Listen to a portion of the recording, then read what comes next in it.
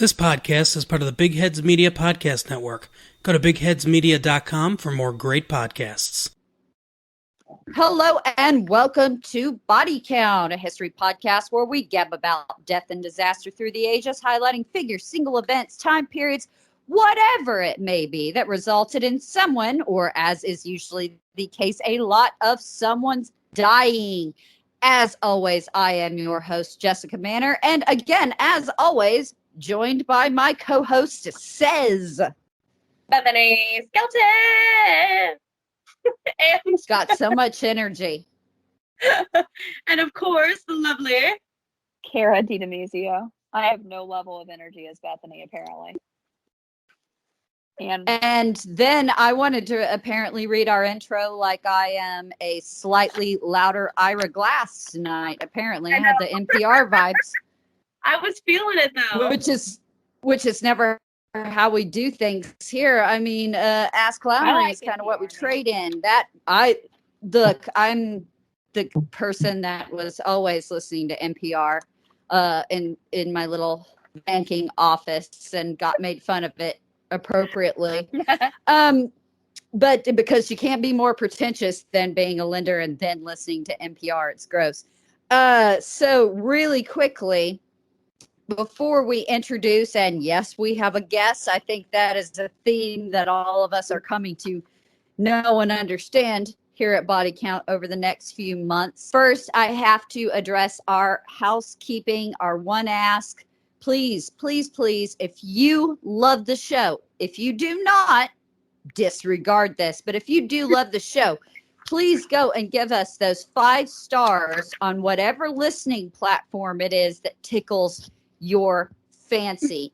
The reason why we ask you to do this is not because we want to hear a bunch of positive things about ourselves, although we do love it. Not gonna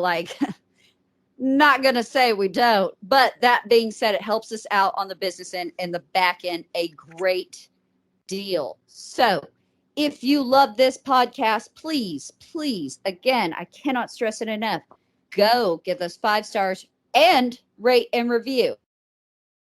It can be one sentence. It can, like, you can write whatever you want. I don't care. You can write a question. I'll look and answer. Just do your thing. Now, that being said, we do have a guest tonight, and a guest I'm pretty pumped about. Not that I'm not pumped by all of our guests, but particularly pumped about this one, if you will, folks. So if you will go ahead and introduce yourself, illustrious guest, and what it is that you do. So my name is Wesley Livesey, and I have made some podcasts since 2014. I started off with a podcast called History of the Great War, which chronicled the events of the First World War. And then I got to the end of that. And so I started a nice, small little project called History of the Second World War that is probably going to take a decade or more. I don't know. It's the new history of Rome. Let's be honest. One. You've gotten a Mike Duncan situation going on now. I mean, how dare you take on such little petty BS projects as maybe the First and Second World Wars there, sir. I have to tell you, you've got I like to start small. You know, start small. Yeah. Start Yeah. small. That's always scared the way to know you what's do big. it. I guess he could have started somewhere like the 100 Years' War or something like that. Fair. That's a good point, actually. So, yeah, I know. Honestly, I feel like that has less to freaking cover at some points than You're probably right. it just depends on your view on geopolitics. So that being said, what is it, again, illustrious guest who starts small, wink wink, that we're going to be talking about tonight? So we're going to be talking about the Russian Civil War, which occurred sort of in the aftermath or during the First World War in Russia.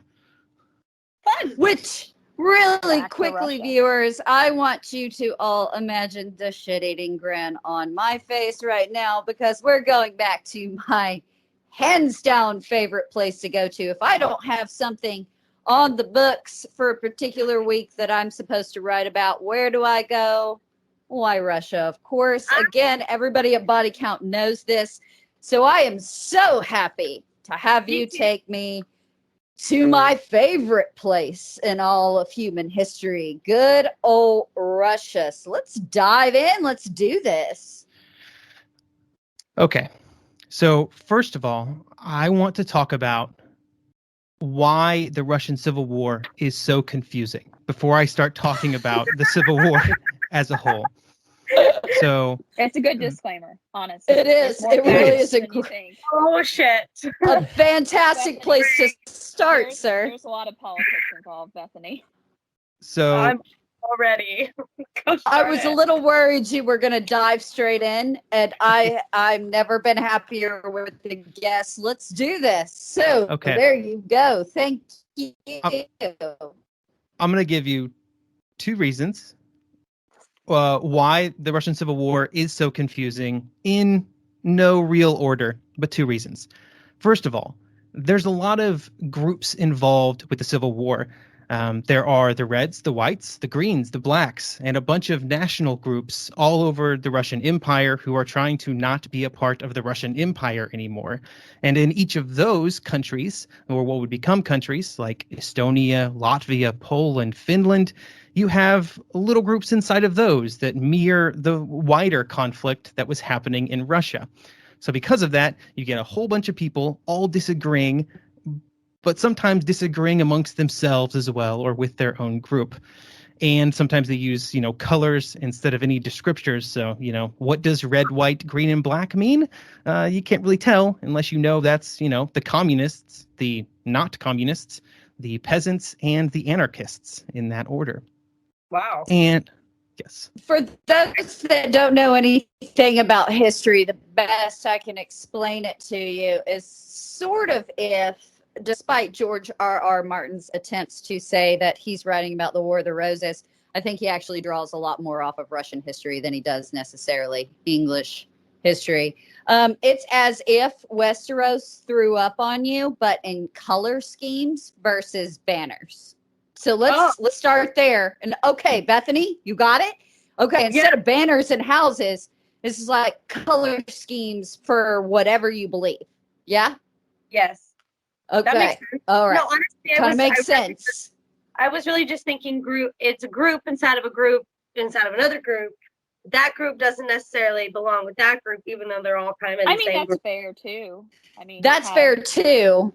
But they each have their own thing. Okay, some are allies, some aren't, some are this, some are that. So I just want you to kind of get the picture, if you will. Okay, sorry for the interruption. Okay, and then the second reason all of this is so confusing is because, as Kara mentioned earlier, it's all very politically charged. So anytime you do any reading about this period in history, you can get some very different views on events depending on who you're talking to. Familiar. Yes. To give a very specific example of that, depending on your views of communism as a political concept and its implementation in Russia, you're probably going to get very different ideas about the success or failure of communist economic reforms under war communism, which was put in place during the war, and the new economic policy that was put in place afterwards. We don't need to worry about what those are at the moment, but you will get very different opinions on how successful or unsuccessful or humane or barbarian those processes were based on your views of communism. And that's just one example of many of how things can become a little charged, I guess, is a good word. And looking back, excellent word. And looking back on it from like a historical standpoint, when I would look at if someone like me would look at the different things, I would be like, well, this, like, what's the true story? Because they would be conflicting. Yeah, exactly.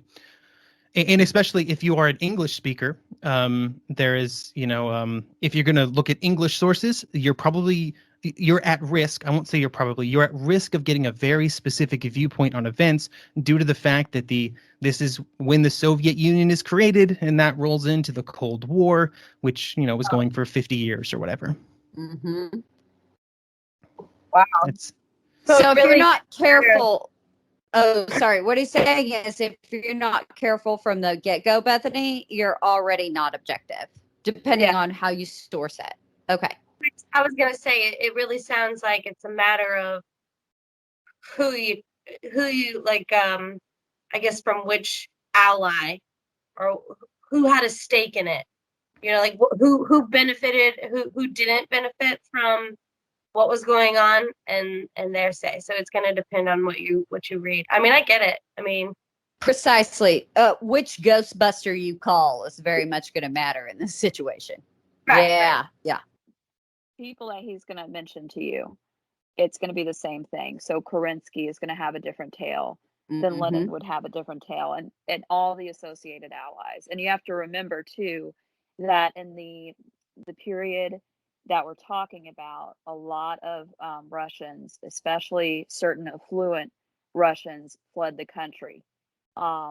Paris was a huge hotbed, London to an London. extent as well.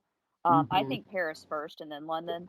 Yeah, But I agree. so that's if you're looking at sources from those regions, you're typically looking at, again, a particular viewpoint, because think about it, who would have left? The people that wouldn't benefit from the system. And I'm not saying it was a good system at all. I'm just saying objectively there would be inherent biases. They were not going to do well from the get go, and I think there's such a shitstorm around Lenin when you go into there's very little objectivity, but that's what I enjoy about this podcast is then objectivity. I was going to say, so then my question for you is, before we get going on any further of this craziness that's about to unfold, how is it that you keep that objectivity? Like, I guess are you able to summarize basically all sides of things versus just so side, or? So it's more about when you're reading about events, either in primary sources or secondary sources. It's more about identifying the bias of the author and trying to think about how that affects how they talk about things. Right. So there are certain. I have called them in the past. I call them hard facts and soft facts. So hard facts are what you get from a Wikipedia article in the upper right-hand corner in the summary box. It's Okay. like these events happened this date and this many people were involved and this many people died. Those are hard facts. Those are generally somewhat easily nailed down. But when you get to soft facts, things become more difficult, and you really have to think about who you're reading. You know, if you are reading maybe somebody who's talking about events from the Russian Civil War, and they're writing in, say, the 1950s, from America, even, to get it as specific as possible, it's very likely that they are very anti-communist in their views, and they're writing from a very anti-communist perspective. So maybe they are more critical of Lenin's policies or Lenin himself, and when they start making statements about the effectiveness of things, of what happened, you have to be kind of cautious that they're not using the numbers that put Lenin and the communists in the worst possible light. Wow, that's so crazy. Like, think about it like data. It's like walking on eggshells through history. But this is why, like Kara said, he's the new like history wrote. Like this is why this is a truly great podcast, because you are one of those podcasters. I feel like when I listen, you really do take everything coming at you, and you find that middle road, which is most likely the truth. You do an excellent job of it, and I'm such a fan. You'd love his show, Bethany. I Both think. of them, to clarify. Yeah. Because he's, if you can't tell already from him, he has a really good way of explaining things to a wide audience. If you can't tell by the way that Kara and I are hashtag fangirling right now, you know, like I think it's just okay. You know, you got to keep expectations low. Apple pie.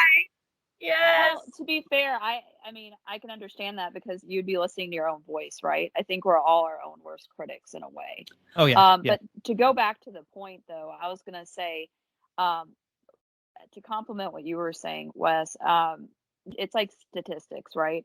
So it's how statistics can be manipulated by who is presenting them. So Bethany, for example, to complement, say that same American author in the 1950s is writing, well, they're more likely to put the Tsarist Russia in a more favorable light and excuse certain things that had been committed by the whites or these different factions that were not a part of like Lenin's faction, so to speak. But then again, Bethany, knowing just a little bit you know about Tsarist Russia, you know that that's probably not necessarily the fucking truth, right? So there again,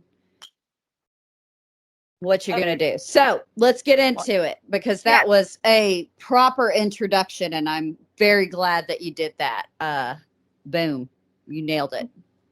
Okay, so let's actually talk about what happened. Okay. So to kind of put this into a time frame, so this sort of begins in late 1917 in Russia. So at this point, Russia has been in the First World War for 3 years and some change. They are still in the First World War. I want to make that clear.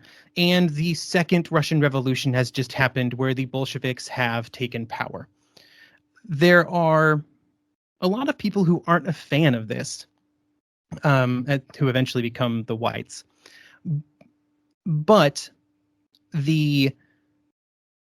because Russia is still in the war, there is, and they will be, I think they signed the treaty in early January 1918, I think, with the Germans to get out of the war.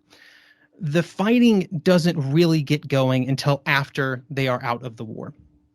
And what happens is, within the Cossack areas of sort of south central-ish Russia, the white cause begins to kind of coalesce. So at this point, you're talking about very few people, really, maybe a few thousand, but they are generally well connected. So they are often army officers. They kind of coalesce around this group of army officers. They are, supported by people like landowners, industrialists, all these people who are greatly at threat due to the Bolsheviks, who want to, dismantle everything. And there's a lot of people with vested interests in that not happening. So what happens is this resistance starts to coalesce within kind of the protection of the Cossack areas. The Don Cossacks and the Kuban Cossacks are one of these groups that really want to break away from Russia. They want greater autonomy, maybe not necessarily independence in this case, but certainly autonomy. And so they kind of shelter the whites for a time. However, as the Bolsheviks continue to kind of gain more control, they eventually start coming into the Cossack lands, and the white forces have to leave. So basically, they do something called the Kuban Ice March, which is where they are moving from the Don Cossack areas to the Kuban Cossack areas, and still in southern Russia. And it's kind of a miserable situation. They get to where they're going. They realize that their Reds are already there. And at that point, their leader dies. And a person called General Denikin sort of becomes the leader of the white movement in southern Russia. This is important. Denikin will be around for a long time, which is why I mentioned his name. And at this point, the white cause is kind of saved by a very unlikely source, and that is the Germans. So what has happened is the white the whites at this point, who are with Denikin, are in what is today southern Ukraine. And what happens is the Germans, who have no food in Germany, like people are literally starving in the streets because of the First World War and the Allied blockade, they come into Ukraine because they want to find food. And so what this does is this creates a shelter for the white movement behind these Germans that the Red Army is, not going to mess with. And so the white cause kind of grows at that point. And so what happens now is they get more support. They get support from the Western allies. Well, I'm not going to say Western, the Allied powers, America, France, Britain, and others. And this allows them to kind of stabilize. They hope to get more sort of volunteer army officers. They actually call their army the Volunteer Army. It is made up of a very small percentage of volunteers. The rest are conscripts. But they do have an army. And again, they are getting support from France and Britain and others. And actually, French troops arrive in the Crimea. Don't really do much, but they are there. We can talk about interference later. Seems to be a reoccurring thing. Yeah, it's gonna come up late. Like, yeah. Yeah, You're doing a great job. We're here though.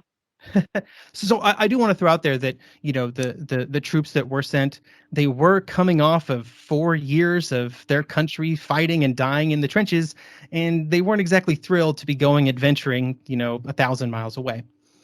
So what happens is the whites kind of stabilize in southern Russia, and then there are other white forces that start to sort of build up. So in Siberia, where Bolshevik sort of power is never strong, they don't really control Siberia at the beginning because Siberia is gigantic and all the way over there.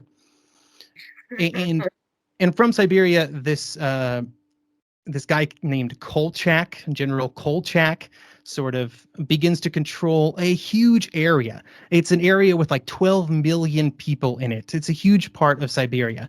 But of course, you're in Siberia, so those 12 million people, there's a lot of square footage for them to be in. So it's difficult for him to kind of, you know, get support coalesced into one unit to do something with. But both Denikin and Kolchak are in communication with the British and the French, trying to, you know, get support. And so they are trying to coordinate an offensive against the Reds. At this point, the Bolsheviks, this point, I think they're called the Communists, have created the Red Army. They have built up the Red Army to be a reasonable army. And so they try to coordinate their efforts. They attack from the south. They attack from Siberia. They both don't do particularly well. They do okay at the beginning, but then it all kind of falls apart. And so Kolchak is kind of destroyed. Denikin retreats to Crimea. And then that's how it kind of sits for a bit because of the Poles. Really quickly, I think Kara has a question. Oh, sorry.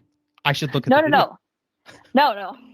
So my question, this is more of a question statement, but would you say it's fair that a lot of more of the Bolshevik support were in urban centers than rural? Because that's the impression I've got from what I've like read, is that the Bolsheviks, for them, the easiest movement, like the way that they could understand and mobilize, were better in urban areas. So Moscow, and cities similar to that, versus in the rural areas, the whites would have somewhat of an advantage.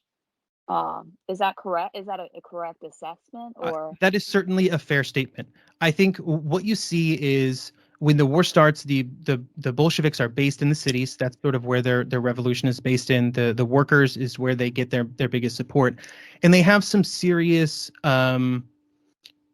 policy problems when it comes to the countryside. So what has happened before the Bolsheviks come to power is the rural peasants have sort of achieved their goals after the first revolution. So in a lot of places, they have taken over the land. They've at times killed the landowners, and they've taken over their land. So they are landowners now. This is what they've wanted since serfdom was abolished, in which the was mid- relatively recent for Russia, I might add. Yeah. And Yeah. And so what they've achieved their goals. But the problem is Bolshevik policies at this point are very much anti-property, anti-personal ownership, that kind of stuff, right?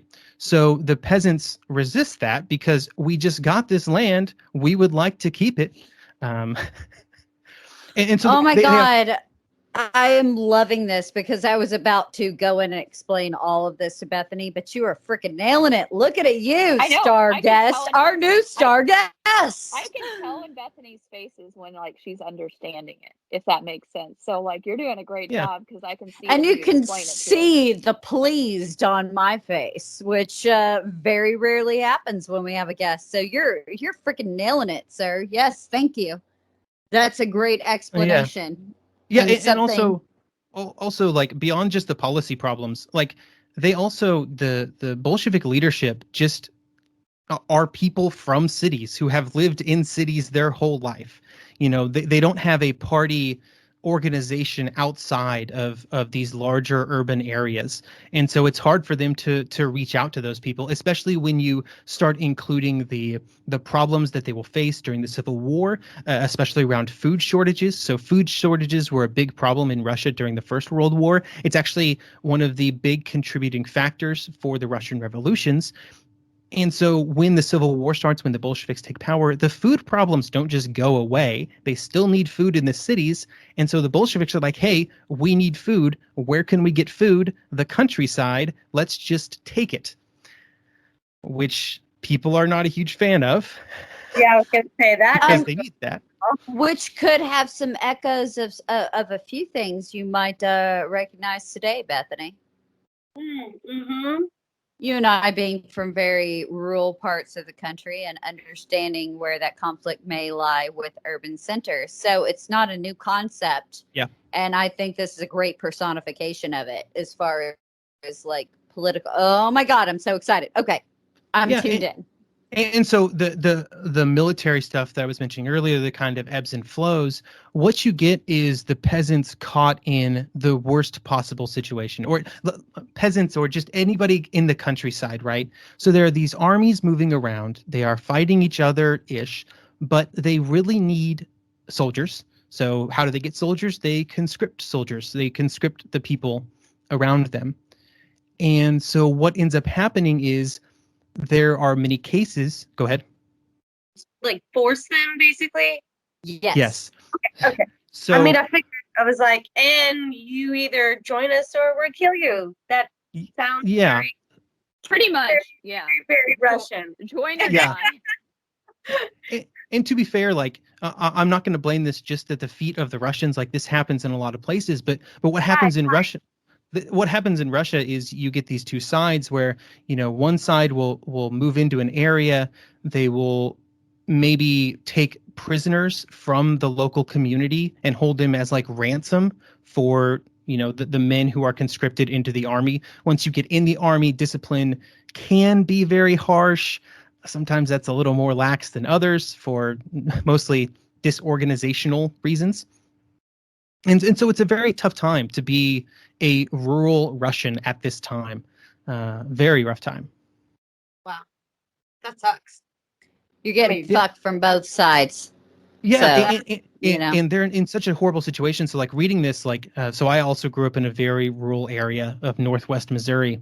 And so reading this is like, oh man, like they just because these people in the countryside, like they aren't as organized as other groups. Like if something were to happen in like the cities, there are workers unions, there are other groups where they have sort of just an organization that can handle things maybe, whereas like in the countryside, like you have small little groups of peasants that are totally helpless to what is happening around them. Wow.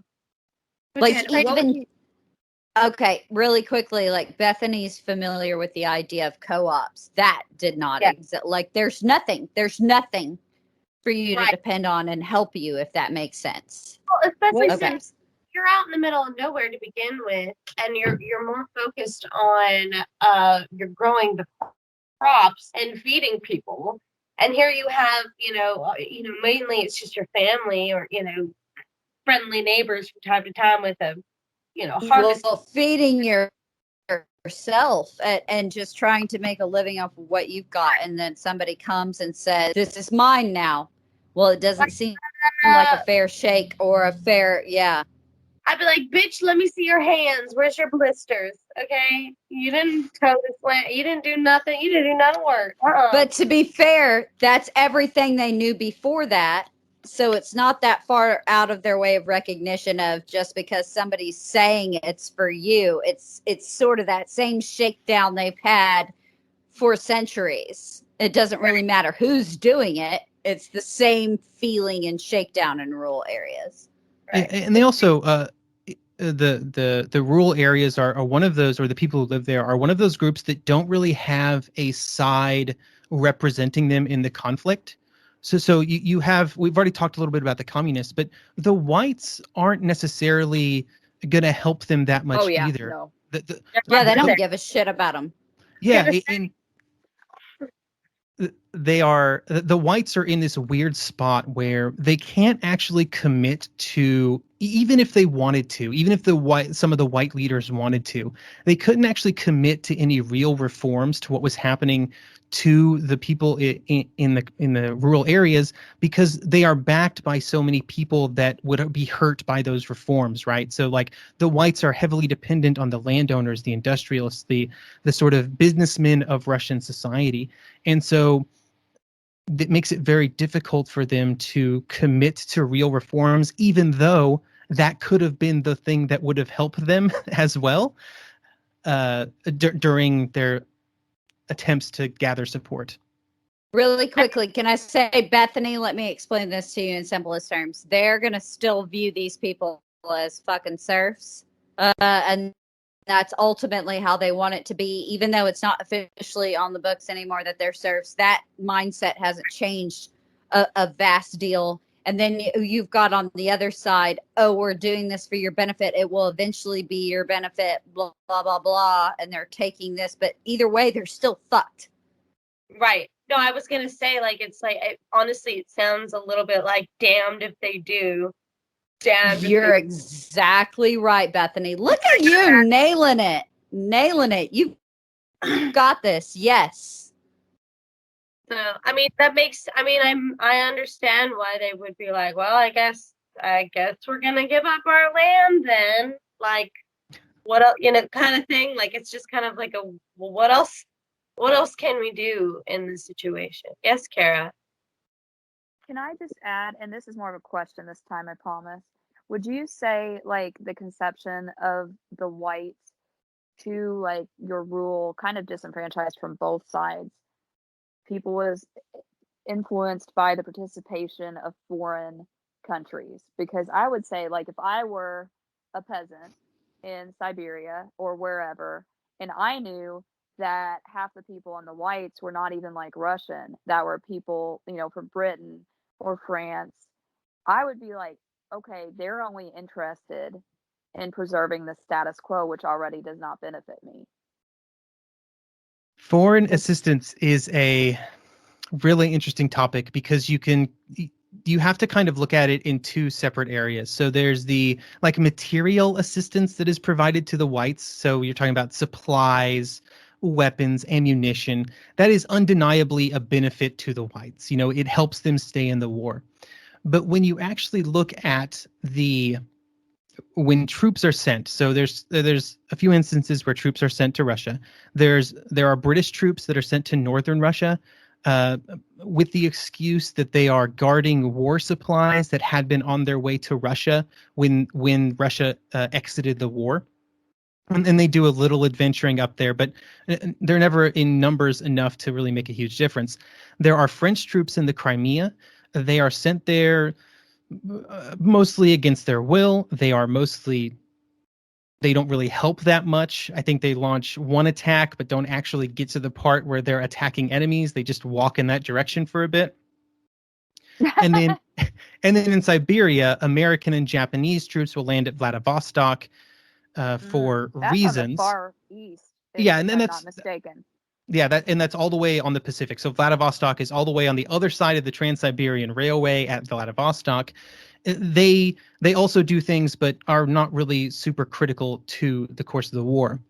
But what this does is it gives the communists an incredible propaganda weapon, because their line from the beginning has been that the whites are patsies or puppets of the Western capitalists.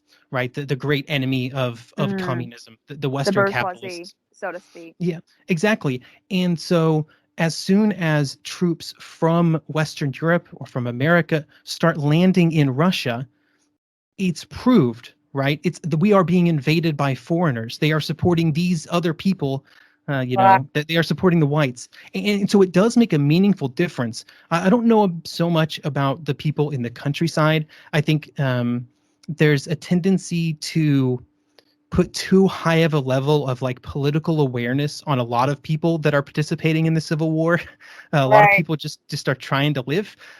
But the one place that it does make a huge difference is in former army officers and other past sort of members of the Russian state, right? So a lot of people who used to be in government positions or in the army don't really support the Bolsheviks, don't support Bolshevik policies in a large way, I should say. But when their country is being invaded, they sort of turn into Russians, and the Bolsheviks play into this, right? If you were to look at Bolshevik propaganda in, let's say, pre-1918 or pre-1919, they are like railing against nationalism, railing against like these old versions of states that are, things like the concept of Russia. But then as soon as these invasions, these troops start arriving, suddenly they're like, hey, rally to the colors of Russia, let's go. And it does make a meaningful difference in the number of people supporting the Reds. And it's specifically the very important groups of people that bring skills, that bring experience, which is very helpful to especially the Red Army. Huh. Huh. I mean, smart. It's smart to capitalize on that. Yeah. I mean, why not? Because simple country folk are gonna look at that and see that people are invading, and they're gonna be more apt to conform, or not conform, but definitely sway themselves to something that they said that they weren't interested in, or they're like, no, and they're like, well, wait a minute, who are they and what is happening? So I mean, I get why it would be easy to pull that kind of trick in that card and turn people either towards or against, in a sense. So wow. I mean, I hate to break it to you, or I hate to say it, but damn, they were really fucking smart. Yeah, they knew. Smart. They knew how to control the people. I mean, yeah, you could really you can disagree or agree with sort of communist policies during this period, but they are very skilled in what they are trying to do, right? So this is something you see kind of in other groups in Russia as well, but the bulk of the Bolshevik sort of apparatus was built up in a time when the czars were in power, right? And this is the same for socialists and others in Russia, where they are used to, building up ways to control things sort of underground. They have, informants. They have these sorts of things that they are really good at getting information, at executing plans, at things like that. And that really becomes apparent during the Civil War. They're very good, coming into another city or another town and being able to turn people against each other, of finding informants on other people to break the trust of the local population and then use that to their advantage. It's just insane for me to wrap my head around. It really is blowing my mind right now. It's quite objectively impressive. Like all partisan viewing aside, the abilities of them to do so and exploit with such ability. I mean, would you say what were the disadvantages they had to combat largely? Yeah, so they definitely had some disadvantages. Like, they didn't have great support in the countryside. That was constantly a problem. They were surrounded by enemies, like literally surrounded. You have enemies going counterclockwise. You've got Finland, Estonia, Latvia, Lithuania, Poland, people in Ukraine, the whites. You've got people in Central Asia. You have the world's against you. Yeah, they do.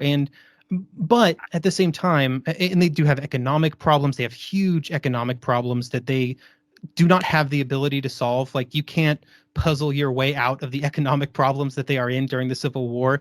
Not being able to import anything and having your country torn up by war at the same time is the worst combination. The morale for Russians had to have been like piss poor. I mean, it already was for quite a while, but my God, Like when you think like the average people's life, then it's absolutely horrifying. Like I So, think so, almost unimaginable. one of the interesting things is if you read about some of the military engagements, they are incredibly dependent on small groups of very dedicated soldiers, right? So the armies were big, the Red Army gets up into the millions, but they're always quite dependent on small groups of very motivated soldiers to actually execute on attacks or to have successful defenses.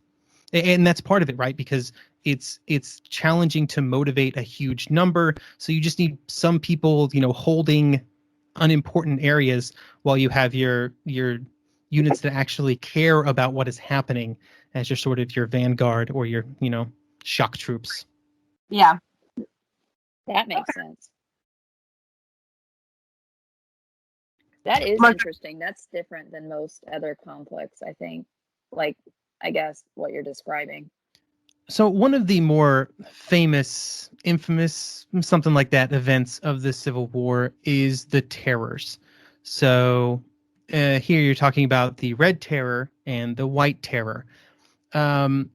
And so these are, when we talked about earlier about how somebody's political views may shift how they portray these events, I think this is a lot of where that comes into play, because these events are both sides just inflicting violence on people for a variety of reasons. And so there's kind of two different kinds on both sides. There's random violence. So this is violence that occurs everywhere for a huge number of reasons. And then there's sort of what I call capital T terror, which is targeted political violence against political enemies. And again, I try to emphasize this again and again. There is a red terror, there is a white terror. They're both doing what I would consider to be horrible things. So it's important to say, though, that this is happening within a society that had been under the czars for a very long time. And within that society, there is a culture, a tradition of imprisonment and violence against political dissidents, right? So people who don't agree with the current regime's sort of method of thinking. Both the socialists and the other people on the whites side, and then of course the Bolsheviks, had been on the receiving end of this imprisonment, of this violence in previous years and decades. And so that shifts how they view their actions. But so we're going to talk about the Red Terror first. We're going to talk about some of the specifics of what happened, and then we'll talk about the White Terror and some of that. So for the Red Terror, the first sort of organized Red Terror happens in the fall of 1918, so September timeframe. And this is after an attempted assassination of Lenin that occurs, I believe, in very late August. And this causes a shift in how the Bolsheviks are interacting with the other political parties that make up the Red Cause. So these are the people like the Social Revolutionaries, or the SRs is how they're usually referred to, or the Mensheviks. I was going to refer to them as like the undecided. So, and these groups are what you might consider, or what we could probably consider, just more moderate socialists, right? So they believe in that they were some of the leaders of the first revolution, the first Russian Revolution in early 1917, and they believe in a more conciliatory socialism instead of a violent socialism, which is where the Bolsheviks come in. But so this first line of this first terror is very targeted against political dissidents. And this is where organizations like the Cheka, or the, I have the whole name here, the Extraordinary Commission for the Struggle of Counter-Revolution and Sabotage, which I don't have the Russian for, but I bet it's good. Well, that sounds like it would be good. And so they are finding people, they are finding the leaders of these other groups and sort of taking care of them in the mob boss kind of way. And I actually have a quote here that I quite like from the Cheka is led by Dzerzhinsky, and one of his deputies would actually sort of write down the objectives. Like these were one of the writings of the objectives of the terror that were given to some of the members. And it says, quote, "We are not waging war against individual persons. We are exterminating the bourgeoisie as a class. During the investigation, do not look for evidence that the accused acted in deed or word against Soviet power. The first question that you ought to put are, to what class does he belong? What is his origin? What is his education and profession? And it is these questions that ought to determine the fate of the accused. In this lies the significance and essence of the Red Terror." Wow. So you can see where that's going. and Ah! so that is the numbers of the numbers of people who are sort of targeted by this are, it's hard to know. It's probably in the tens of thousands, with thousands more arrested, and it's it's a very violent sort of period of time. But this is what they do is they because the two terrors, the White Terror and the Red Terror, are kind of happening simultaneously, both sides use what's happening on the other side to justify their own actions, right? So Of course. we talk. Go ahead. Oh, I was just gonna say, of course. Of course. There's And so on the white side, the White Terrors are a little more confusing to kind of talk about because they're not quite as structured, not quite as organized. And there was no really strong central leadership in the Whites. There were the military leaders, but even they were split geographically. And so they're kind of all over the place. And they had a little less control over the people sort of working with them. But one example is something we actually talked about earlier is how they would try and get military recruits. So they would, come into a village. They would take people to be conscripts in their army. They would maybe take prisoners to guarantee that they would work with them. But then sometimes, if a village was known to maybe have supported the Reds and the Whites take it over, sometimes they just burn it to the ground and kill everybody who's there. Like those type of Mega action. body counts. Mega body Exactly. counts here. Yeah, and so that type of behavior, and this happens on from the Reds as well, like these kind of actions. And so both sides, and anything could trigger the violence. Like it almost feels random in the same way that maybe a lot of military violence in these situations feels random. But there were also targeted violence by the Whites, not quite as revolutionary maybe in nature as what the Reds were executing at this point, but still targeted against their political enemies. I guess I have a quick question. Yes. I know you referenced them between the Reds and the Whites because they display they go by colors, right? Mm-hmm. Yes.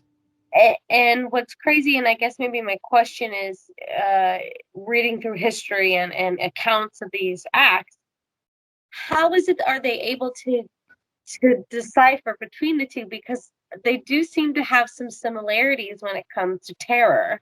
So I guess I'm just curious as to That's a good question. How to distinguish who did what? Basically, were there signature things that would imply? Yeah. Not really. The interesting part is that, especially when you're talking about this type of violence that I've been talking about in the last few minutes, you're talking about military units that on both sides look very similar when you get down to this level. Like the average military conscript in these armies are very similar to each other, as similar as people can be, and so there isn't a huge differentiating factor in this type of violence. Huh. And I mean, terror is terror. So it's like, oh, I'm distinguishing that it's a terror from this particular person. Whereas in my thinking right now, I'm going, I don't care who it is. They're just terrorizing, period. So yeah. And that's to distinguish the difference. I would see how that would be really kind of hard. Yeah. And you definitely get groups that are really stuck in the middle. Like if you read about what happens to the Jews that are in Ukraine at this period, I've seen some historians call it the greatest suffering of Jews anywhere in the world before the Second World War, So because before the Holocaust and stuff. Yeah. Basically. And because what happens is they get kind of trapped in the middle, and the whites end up controlling Ukraine kind of longer during the conflict. I just ask that they remember further back, maybe to the early modern period where you had the Catholic and the Eastern Orthodox face off during and post time of troubles, in which folks were literally cutletting and eating Jewish children. So I think that's you don't want to get into atrocity a bit Olympics. Preachy, exactly. I don't want to, but I think it's also where you're going to go, and that's part of what I call objective to subjective, kind of like, of course it seems that way, and C20 that it's just unthinkable, but the reality is I that's just my only thing I want to highlight. If we're going to put that in perspective, shit is getting better long term. It's far from great, but long term, no one's eating children, and it is very problematic, and it is a great deal of horribleness is going to happen, but to call it the fucking worst is no, I bit lofty. I think though what he's saying is in the targeting specifically of Jewish, because the pogroms and stuff had obviously been awful in Russia, but I think particularly the plight of the Jewish being targeted in that. Okay.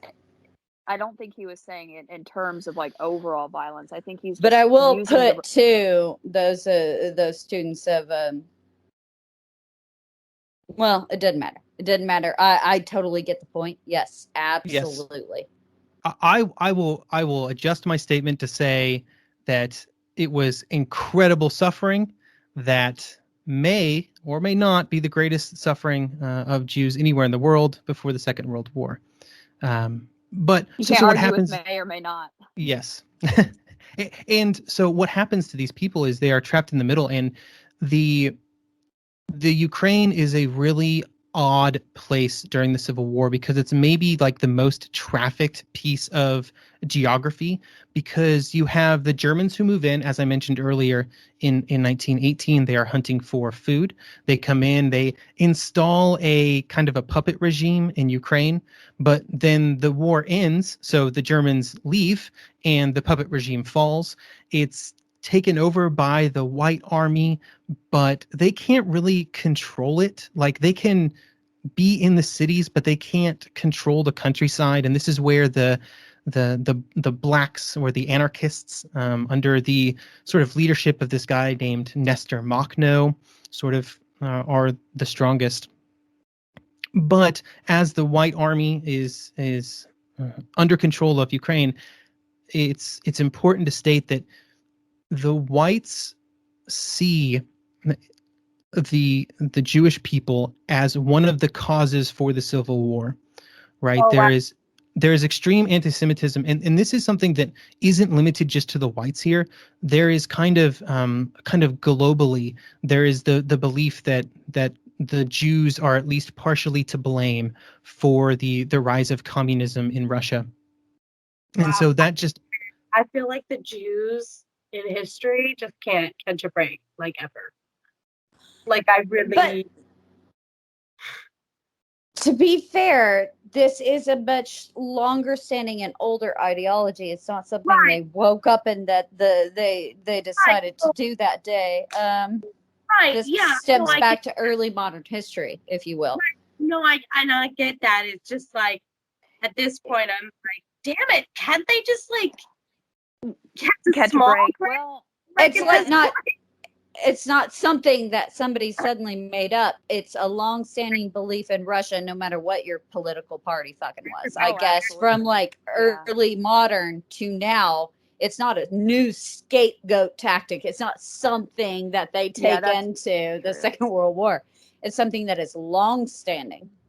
which That's is true because that was the case in imperialist Russia, 100%. Like there I have think been, you'll find a lot of the basis for the belief in an Aryan nation and a final solution actually find their basis in Russia itself. And it's not a new theory. That's something that Russia has always been into. And to call back cutletting and eating children, not to say that it was maybe not the worst in terms of numbers, but it wasn't something that was uniquely caught up in a Polish or an Eastern Orthodox war that was blamed for the degradation of whether it be Catholicism or Eastern Orthodox in the area. This is a long-standing problem in Russia. I just don't want it to be construed as like, don't think of it as new.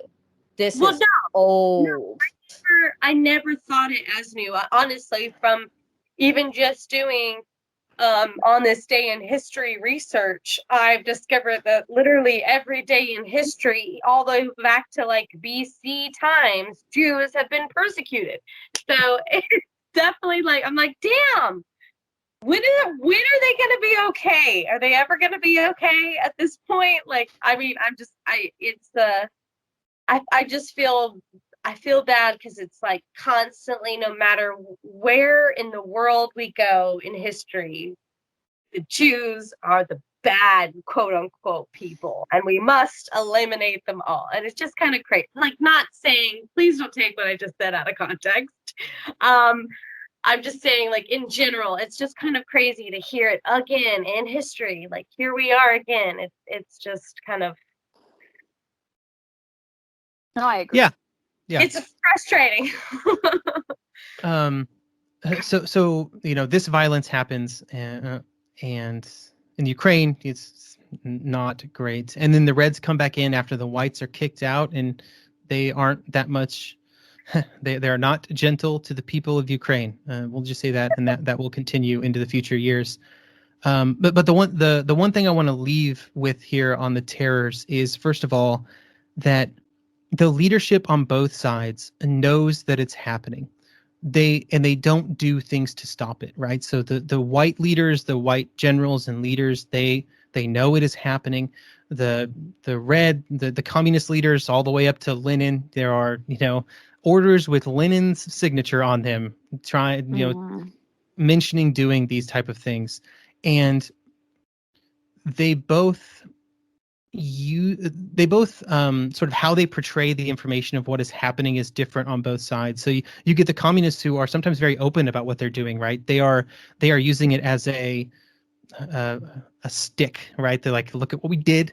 Like, we are the revolution. We are here. We are going to change society. And then on the white side, they are trying to almost desperately suppress the information about what their troops are doing, because they know if it gets back to Paris or London or Washington, D.C., it could cause problems with the people that are helping them. It just sounds like one is like, we're here, we're queer, and we're here to rule. Like, and the other ones are like, no, we're in the closet. Like, it just sounds very, very polar opposite to me, and I can't help but laugh at the terror. Terror is right now. Yeah, and so like I think there are no clean hands on either side is kind of the thought I want to leave with there. And also, when talking about just straight up numbers, it's impossible to know. Like, I've seen numbers ranging from 100,000, 300,000. The number that sometimes gets brought up is 1.7 million, and these are people who just die from terror activity. This very non-military violence, I guess you should say, non-military, non-famine, non-disease violence. And I will say I'm not equipped to tell you which one of those numbers is more correct, but it does get a pretty wide range.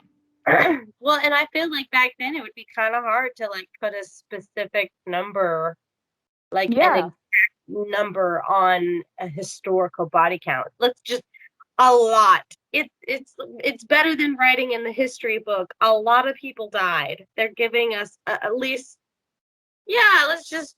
It can range from a few thousand to 1.5 million. No big deal. No big deal. Move along. No, well, and I think you have to understand too, when these kind of acts of atrocity were committed, these people were buried and there were censuses performed of how many people dying. These are, you have mass graves kind of situation, like a hole in the side of the road. You shoot a few people, put them in, move along. And besides the people that were, family members impacted, I'm sure there's a lot of people that to this day had missing relations, that disappeared one way or another. Which is, yeah. And I'm assuming that the disappearances happened quite a bit back then too. That's crazy. I will not disagree. So how the war kind of ends, right? So we talked a little bit about how it began, sort of some of the events that have occurred. How it ends is the whites. So Kolchak fails in his attack towards Moscow out of Siberia. He's essentially removed from the board. There's an attack out of Estonia towards Leningrad by a group of white soldiers. Also fails. I guess it's called Petrograd at this point, but it eventually becomes Leningrad. They also fail to reach the city, although they come reasonably close. So then the whites in southern Russia under Denikin just decide that they have to try something. So they try an attack. It fails as well. Denikin is then removed from leadership, replaced by a guy called General Wrangel. He again attempts to attack out of Crimea. Again, every time their forces are becoming less and less. And really by this point, and you could probably make the argument throughout the entire course of the Civil War, that the whites are militarily disadvantaged enough that they can never, like, from a military sense, they can never just win the war. But what they're continually hoping for is that the strains being placed on the communist society due to the disagreements between Earl and rural, the food shortages, the economic problems, all that they kind of collapse from within and that they are ready to take advantage of that. Right. But that doesn't work out at all. And so eventually they are trapped in Crimea and forced to evacuate anybody who can be evacuated. And that's kind of when that part of the Civil War ends. And this is November 1920, I think, is when those final evacuations happen. Ooh, the Roaring 20s. Yeah. Well, also, it's interesting because, this shows you, Bethany, because, Crimea was in the news several years ago. Crimea has always been a place of contention geographically, historically. So it's interesting, to see still that Russian-Ukrainian tension today. I mean, it's been an ongoing source of conflict. So I just wanted to tie that in there. Okay.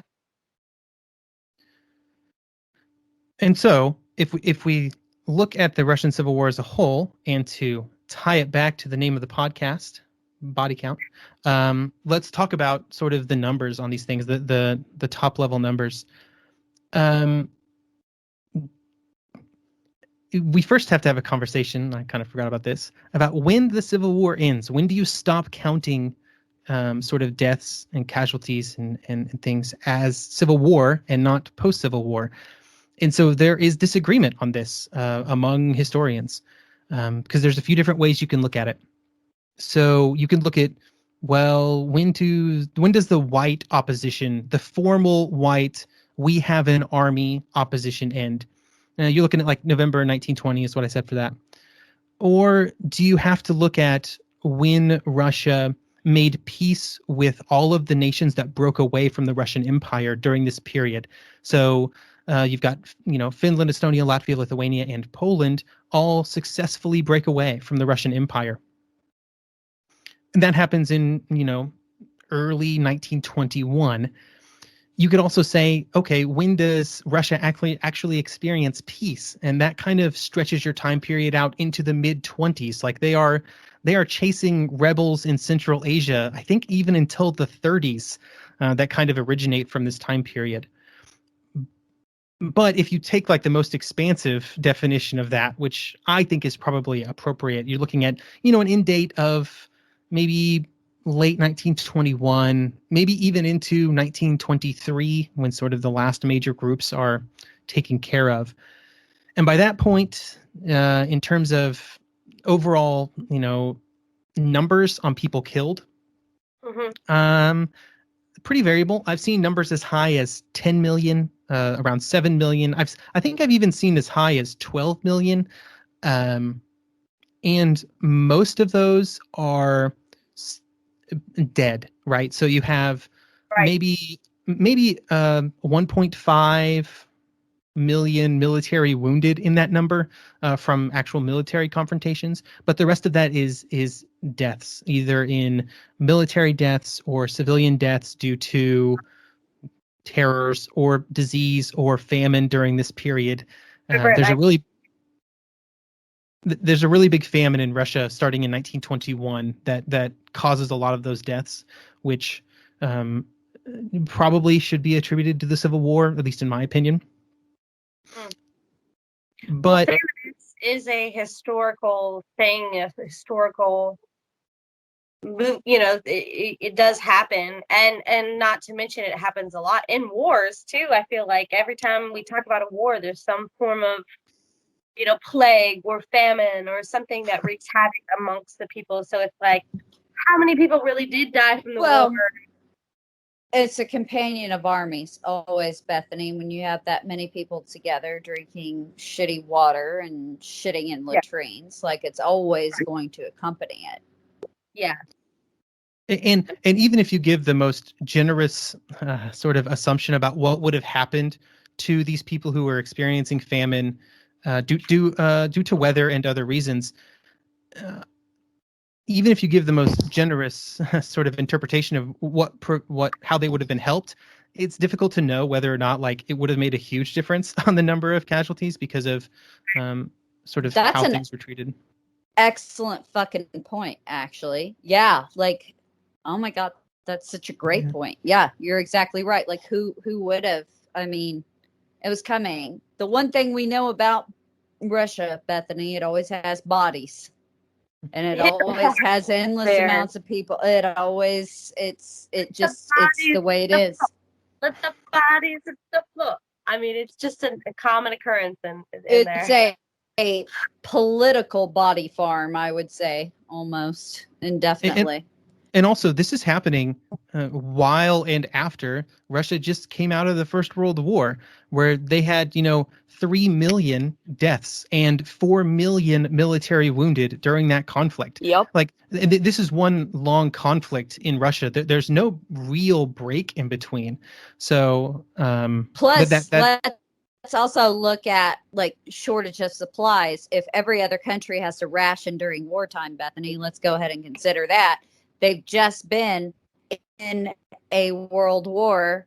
They've already been in that same state. And now you're coming out of it and immediately turning around and walking into a civil war. So if you weren't screwed already, imagine how doubly screwed you are now.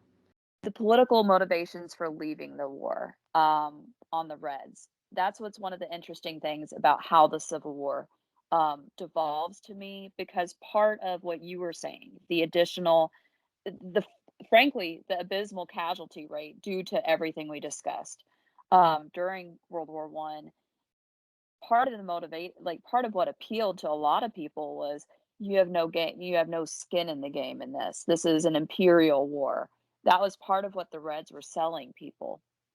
Do you think that ended up backfiring at all, politically? Because I mean, really, they removed themselves from one war, right?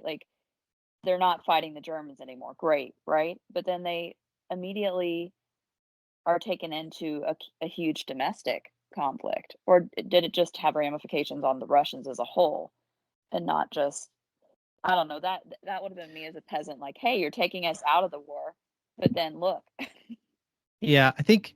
So the reason that the Bolsheviks get out of the war are a lot of it is ideological. So a lot of their support base, they had been campaigning on get us out of this capitalist Western conflict that is just there to, we don't want to be a part of this imperialist conflict. Like that was such a huge part of their message sort of before they came to power. That's one of the big things that differentiated them from the people that they took over from. So this would have been the SRs and the Mensheviks from the first revolution, is that they still supported staying in the conflict, right? The Russians launched a military offensive in the summer of 1917 between the two revolutions.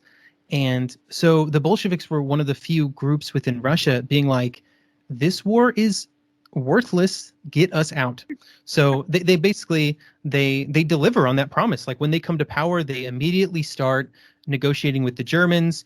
The negotiations don't go great, but they get it done. They start releasing sort of secret documents. The world first learns about the Sykes-Picot Agreement to cut up the Middle East from the Russians, because they leak it to the world. It's like this is the kind of thing that we are saying is bad. No, just kidding. WikiLeaks, the original. Good God. That's the ramifications of that. Wow. Like, it almost makes you understand more why the Western world was like, oh shit, if the Bolsheviks take control, this is bad. When you put it like that, like when you explain that and add that point in.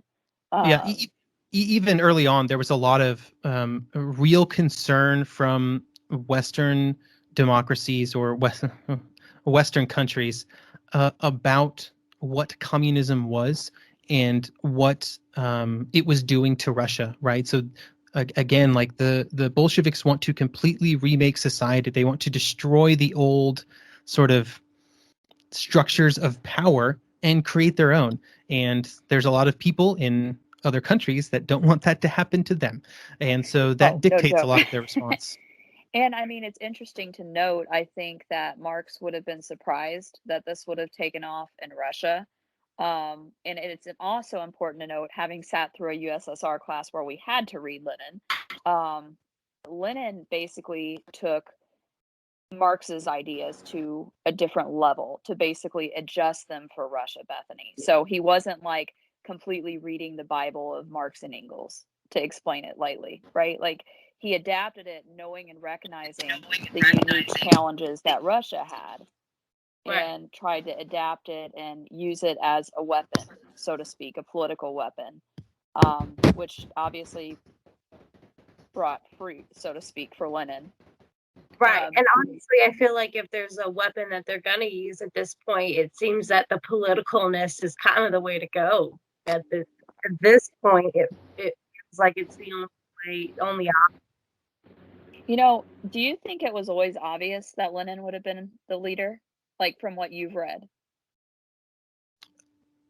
Yes, I think there is maybe a point in time where that wasn't going to happen, but I think he did a really good job of kind of, by the time the Bolsheviks get to power, he has constructed the power of the structure of the party around himself so essentially that there was no chance for anybody else to really come in. But I did want to go back to your point about Marx being surprised about Russia. So I think even the people in Russia, even the Bolsheviks, were a little bit concerned about their ability to execute what they wanted to do in Russia. And that's why, like, if you look at sort of their writings and their speeches and their propaganda at this point, they are very focused on spreading the revolution into Western Europe. So the common turn, which will be what develops, but yeah. Yeah. And at this point, it takes the form of the Polish-Soviet War, which happens in like 1919 to 1921, where the Red Army invades the new country of Poland that was created in the aftermath of the First World War. And so their overriding goal is to get to Germany, because they think if they can get a revolution going in Germany, given Germany's economic position, given its military power that it has just sort of demonstrated over the previous years, that is going to give them the springboard they need into Western Europe. And that's why sometimes you'll see the Battle of Warsaw that happens in the Polish-Soviet War kind of build as the battle that saved Western Europe from the Bolsheviks, because the Red Army was defeated at Warsaw, and that's the furthest west it would come until 1944, I think. Hmm. That sounds about right, but I'd have to like look at the technicality, if you will. I know the exact date. Nobody worry, okay? I've got it all covered. Meanwhile, we have certain listeners, like I can think Jessica, Adam will know right away, like, no, it's this date. Well, please slide into our DMs and confirm this. But in any case, it's the furthest west that they are able to go for a great stretch of time, basically, is the nutshell. Yeah, not that like makes any of the Western sort of political leaders less concerned about communism, because the hatred for communism will, influence a lot of events in the interwar period. That is the understatement, if Yeah. not understatement of the 20th century. Your takeaway, Wes, when you studied this period, like when you were first covering it on your show, was there anything pertaining to like the Russian civilian life and the atrocities that they, I guess, experienced that really stood out to you? So I think a lot of what struck me is kind of what we were talking about earlier, with kind of the hopelessness of a lot of the situations that people found themselves in, around, their food is getting forced requisitioned, just taken away from them, and then there's violence, and then there's very little that they can do to defend themselves. And also, we talked a lot about the rural stuff, like, in the cities, you have people who also are just put in situations that there's nothing they can do against the situation that they're in. There are people in the cities who have a family that they cannot feed. There is not food available for their children, and there's nothing they can do about that. And it's really kind of heartbreaking to read about some of that and an experience, like, be put in that kind of mindset.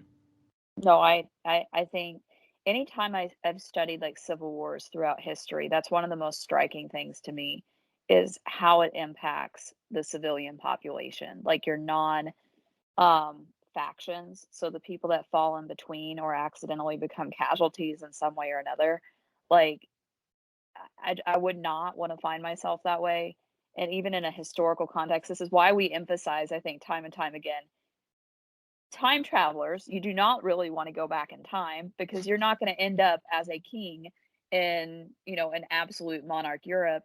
You're more likely statistically to be a peasant in anywhere pretty much in the world. Um, let's see, another question I had for you, because we've talked about, like we had said, the political kind of philosophy, so to speak, of Lenin. How would this have been effectively communicated? Because in my mind, I'm not thinking of the population as literate, if you will, because there were still a great amount of people that were not, beyond maybe being able to write their name, because that was pretty important regardless. How, I guess, did these varying factions communicate their cause? Because I know we discussed some of the ways that the Bolsheviks would kind of infiltrate, so to speak. But in areas where people may not have been able to read or write, how do you go about that? So, one of the things that it's always good to keep in mind with this conflict and other conflicts like it is that a lot of people didn't really fully understand what was happening, right? They were mostly apolitical in their outlooks. They did not necessarily support one side or the other, and maybe they didn't know what was happening really at all. But there are things, at this point, there's radio, there's telegraph, there's Oh, that's true. Yeah, I keep forgetting about the radio. Yeah, there's communication technologies like that are present in there that do help. But also a lot of it is, if you want to send a message to a place, and you want things to happen in that place, you just have to send people that you trust, people from your sort of circle to that place to do it. And so that's why during the war, Trotsky ends up going from one side of Russia to the other, literally on a train, to sort of manage the Red Army, because the best way to make sure that things happen, make sure that people know what they're supposed to do and why, is to just go there. That's, I think, true in almost any case, though. Like, I think it's like you said, with Russia, it's more noticeable because of the vast size. Mhm. Like Vladivostok is, like you said, it's on the Pacific coast, so it's not where I think most people think of with like Russia, right? You think St. Petersburg, what's today St. Petersburg, let me clarify, Mhm. and Moscow. You don't think of like way out there. But I think that's what made like Trotsky and Lenin successful is that they were willing to go out to those places. And I think that's an important but scary note. The only thing worse than the name of Leningrad, St. Petersburg, Petrograd is when you get in weird date situations where the switch of the Russians from the Mm, Julian to the that's Gregorian right. calendar actually matters. And then Yeah. things So get really Bethany, confusing really yeah. fast. So get this, Bethany. I think you'll really enjoy this. In Russian history, they were still on an old calendar up through what was the date that it switched over? It was 1918. Like it was during the Good time we're God. talking about. And so it gets really confusing, like because so they were using the Julian calendar, which was invented a long time ago, and it's a little different than our current calendar. We use the Gregorian calendar, in that the Julian calendar has, I think, 28 days every month, and then it, instead of a leap day, it has like a leap 2 weeks sometimes. It has So it's like, way different. Yeah. yeah. Like, Wow. And so you can find sources sometimes that refer to like the dates of the revolutions in different, like sometimes they'll do the translation for you and sometimes they won't. Okay, so so that makes so much more sense because, like I said, I've done, different on this day in history research, kind of thing, and that would explain why, The you October know, Revolution happens in November. right, and they Do don't have you remember really quickly, Bethany, when we talked about way in the time of the early Romanovs that switch legally happened? Yes, I do remember Here that. is the problem. It's not. It's like if today America switched to I don't know, the metric system. It doesn't mean that it would happen immediately. overnight. It will not happen overnight. It's and not I going to don't think happen that'll happen. overnight. It's going to happen over centuries, being the point, if that Especially makes since- sense. Especially since us Americans are like, you can't tell me what to do. I live in America. Exactly. Well, basically, yeah. Now, I think for me, like you said, those numbers are hard to compute, as far as like people. Like even, Mhm. and you have to think, Bethany, I'm just thinking in terms of obviously there weren't as many billions of people then as there were today. And I think one of the things that struck me, I had seen 1917, which isn't related to this particular discussion we're talking about, but one of the things that blew me away from like this era, it that the takeaway that when I went to like look up like the percentage of like population that some of these countries had after World War One, like in percentages of the then population, absolutely insane. Um, well, I'm trying to think of like an Yeah, exact it- figure, but so there's And definitely even like, those were extremely fallible. Like, there wasn't it, a true census. downplayed. Yeah, exactly. and it I always like to bring up the fact that it also didn't apply to society equally, right? So you may only lose, I think some of the top nations in the First World War were around 5% of their population, but you have to look at who specifically that is affecting and how it totally decimated very specific cohorts of generations because of where they fell on the age timeline during those 4 years. So, if you're a certain age, then you're not going to go to the front during the war. But if you are a certain age, everybody is in the army, and there's a really good chance that something happens to you. Yeah, and Wow. that's less of the case with the United States because as we know, we entered much later. Mhm.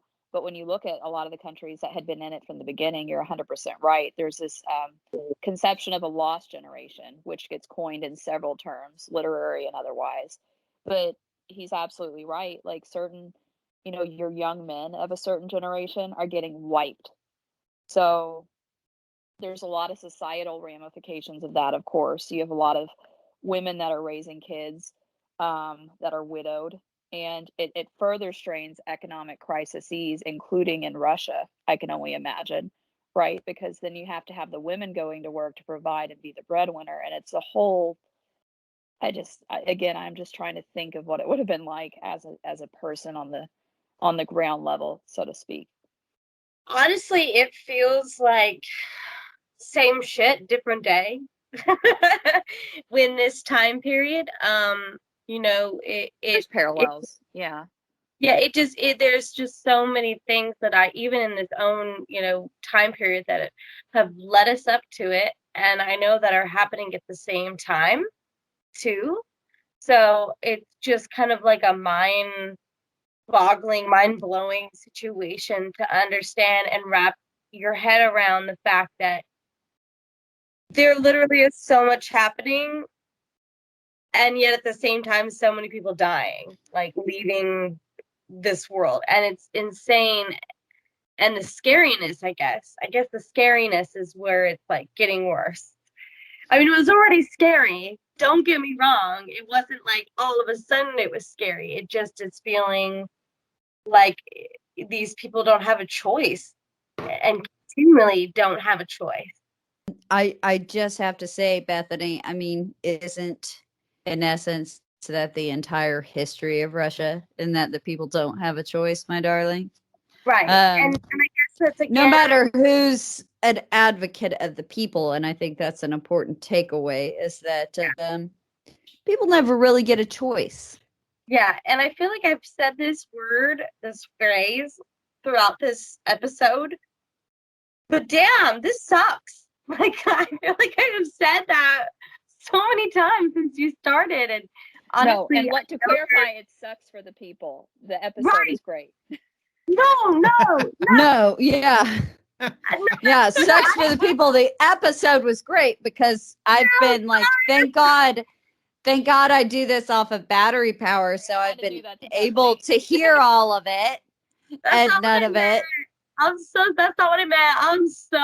What I meant is, like, I feel like that I was just being girl, to you. She was fucking with you. Oh my God, I was like, oh shit. I feel like that's just been kind of my thing listening. I promise nobody listening to this episode thought it was shitty. Right. No. And then some. I have a question for the intellectual, which, as we know, is our guest. Who's that? You. Okay. So my question is more, we're going to take it back. We're going to go to 1918 for a minute. Why do you think that, and even a little bit before 1918, because obviously by this point the Tsar had abdicated, because I want to get a little hint of Romanov in there for Bethany here, if you will. And Jessica, you know what direction I'm going with this. Yeah. What were the political ramifications, and how do I put it? Snuffing the Romanovs. I can't think of a better way to put it in this moment. I'm sorry. Because, for a while they were at Yekaterinburg, right? Like, that was where they would eventually be taken out. But yeah, I would rather our guests answer this than me, because I'm not going to put it in very nice terms. So I have actually been asked this before. I got asked this. I did the Russian Civil War episodes for History of the Great War about a year and a half now, I think, in the past. And I actually got asked this in an email. And I think the answer I kind of came up with is, I think maybe it had less of an impact than you might think. And the reason I say that is because the whites, as they existed as the primary threat to the communists, the monarchist sort of element of that group was probably not going to be the group that came out on the upside if the communists were overthrown. So the monarchists certainly supported the whites. They certainly did not want the communists to win. It was the lesser two evils, basically. Yeah, but I don't know if they would have had the power to really assert control and sort of put the monarchy back in. I think that the Tsar, having abdicated earlier in 1917, and even, like, if you pick somebody else from the tree, if you want to, Yeah, I think that you're not going to find the support for that, right? So a lot of what the whites were fighting for, as much as you can determine, because they were super hesitant to make any real political statements or sort of commit to anything, is that the government probably would have looked a lot like it did before the Second Russian Revolution, like before the Bolsheviks took power. Like with the Duma, so like after 1905, basically, it would have been like a flashback. So Yeah. to me, that explains why, how do I put it, why the whites didn't win out, right? Because it's, if you're talking ideological battles, the whites really had none, even though obviously the Reds were not concretely together. Yeah. They had variations of, okay, well, we have certain things that would line up together. Whereas with the whites, there were some people that liked, the czar, very few at that point. You had some people that would have supported the brother of the czar or who's next in line to be in charge. But do you think the Reds, like, collectively just wanted to completely, how do I put it, kill the family to make a statement, or was it just to I've heard varying, I guess, sources on if it was at Lenin's orders, if it was, I hear it's murky with what I've read, at least. I think that they are one of the embodiments of everything that the communists would say that they were fighting against, right? So they saw that old imperialist sort of world structure Bourgeoisie from the West, what they hated about the West. Yeah, like this is exactly what they would say is wrong with society, right? It's the capitalists, it's the monarchists, it's the imperialists. Like, all of these people are the problem. And the Tsar first, and then also those that supported him and were around him and his family, they are an embodiment of the problem, right? And it's clear from earlier, like the one thing the Reds did not have a problem with were taking care of political opponents. And so they would do that. Yeah, I did want to mention one thing, though. I had a really specific example here in my notes that I kind of skipped over earlier. When you talk about the whites and their political outlook or lack of concrete political views, I have a very specific example on why that hurt them that has very little to do with actual politics. So we talked about the places that were breaking away from the Russian Empire during this process, Baltic states, Poland.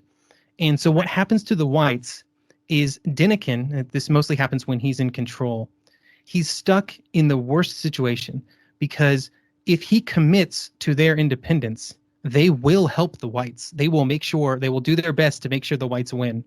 But he can't do that because there's too many people that support the whites that when they think Russia, they think the Imperial Russian Empire, we're not sacrificing anything. And because of that, he cannot commit to helping these places. Shit.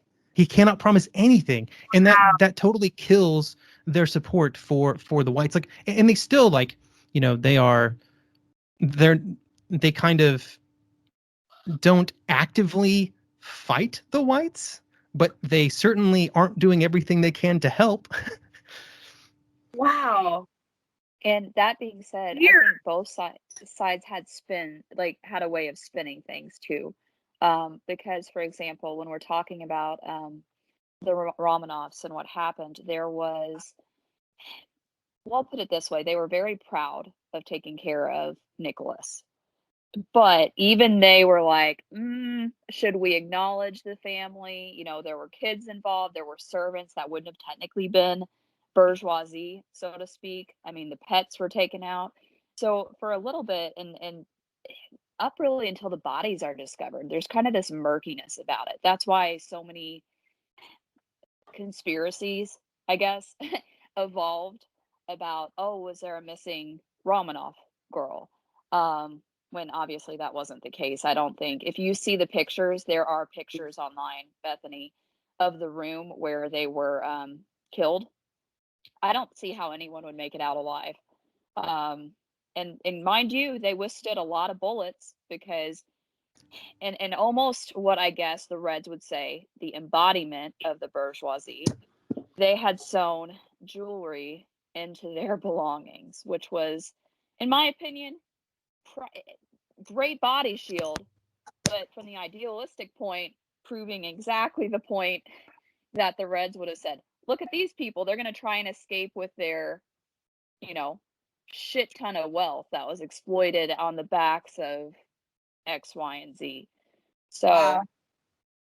no, that's one thing that always struck me was the eventual fate, and then kind of the murkiness of the government to acknowledge the kids as much. Like I said, I don't think anyone, including the people that perpetrated the crimes, had an issue with killing Nicholas.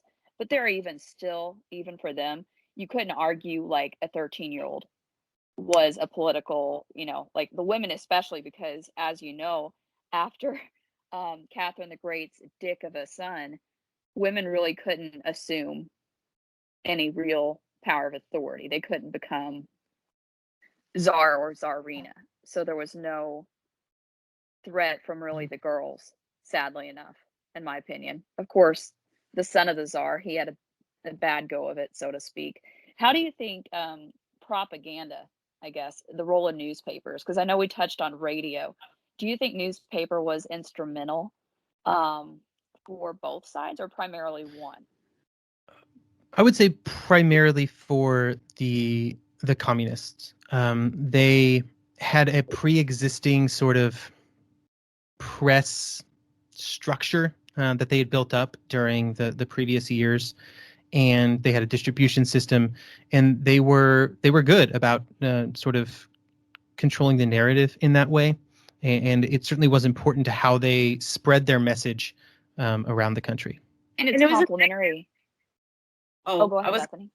I was just going to say, and it was effective. I mean, again, say what you want about them, but they were smart. I mean, I hate to say that with say that word and associate them with that word, but I mean, the propaganda, I've seen the, propaganda. I mean, they did well, just like they exploited the people that were coming in as foreign. Oh, the foreigners are taking over. It just kind of leads back. These people were, they were surrounded on all sides. Unfortunately smart and surrounded. So, I mean, that's. Yeah, I think you see different kind of viewpoints on that. Like, I'm not going to defend the violence that they did, but I think what you see is, depending on your views of communism and how you feel about it as a political ideology, it's very easy to sort of fall into this idea that they are doing what they have to survive in a world that hates them, right? So I never thought of it in that regard whatsoever. And it doesn't excuse like the violence that they did or what they did, but like, yeah, you're right. The most powerful nations in the world were not fans of the Bolsheviks, and so they were maybe given license, or they used the excuse of that to kind of do what they wanted to do. That's crazy. It's crazy. I just keep saying that's crazy because I'm just like, oh my God. I would not want to be in Russia. I love learning about Russian history. I really think because it's just so metal and it's so interwoven and crazy. Mm-hmm. But I really, really surprised myself because some of the things you were talking about, I did remember or it felt relatable to something else I've learned about. So it's really cool. And as he emphasized, it's important to note with the Reds at this point, at least until 21 to 23, depending on where you cut off, there is not just Leninists technically and I say technically because there were the Mensheviks who had basically dissolved political affiliation in around 1903, 1905. So there were, I think they're even referred to as like softs. In one of the political terminology I've heard them referred as to. But, it wasn't just Lenin. I think that's a big mistake people make when looking at the Civil War and like looking at like the Reds and the Whites is thinking any one faction is concrete. Bethany, it sounds like I think you get that point pretty clear. But did you have any questions about like any of the politics surrounding it? Because that's it is a little confusing. It is in a sense, but I feel like that thanks to Jessica and to other guests that we've kind of tiptoed around this particular era where I feel like I've seen kind of all sides of what's going on Of at the the spectrum. yeah, like I Yeah. feel like everybody's kind of touched, in some sort of way. I can't believe how quickly it all intertwines with itself. But then again, we're talking about some serious hardcore metal times in history, so I find that very interesting. But no, I get I like how you call them factions because they really are a That's faction. really what they were. I mean, in my opinion, that's how I like compartmentalize it, I suppose. I like that.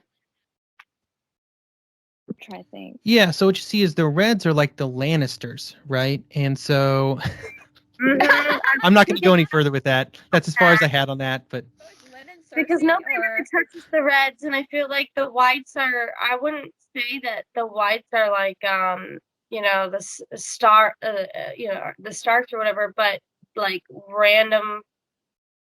God, I'm like trying to think of who the White. The alliance in like that somehow the alliance in the last season of Game of Thrones, maybe. Yeah. Right? Sure. Like no one has any concrete plan of how they want to rule after that. That's what I'm thinking. That sounds And then about you put Bran. Really? like, okay, the ruler of the Whites is Bran. Awesome. Okay. Well, that's no, I'm so glad you joined us tonight. Like, thank you so much. I'm glad we were able to do it. Because congratulations, you're expecting, I think, a kid pretty Yes. soon. Yeah, so That's here exciting. in the next couple weeks, I think my wife would prefer it to happen in about 5 minutes, but I don't think that's going to happen. So All except for That's how it Kevin goes. there. I understand that. yeah, but yeah, it'll be. I feel for that poor woman times 1,000. No, I was there. I was at the same place. Like, just let it be done. So let it be written. Let me pull the Yul Brynner. So let it be written.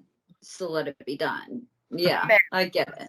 Amen and a woman. No, sorry. Oh no, I know you're stealing my joke now because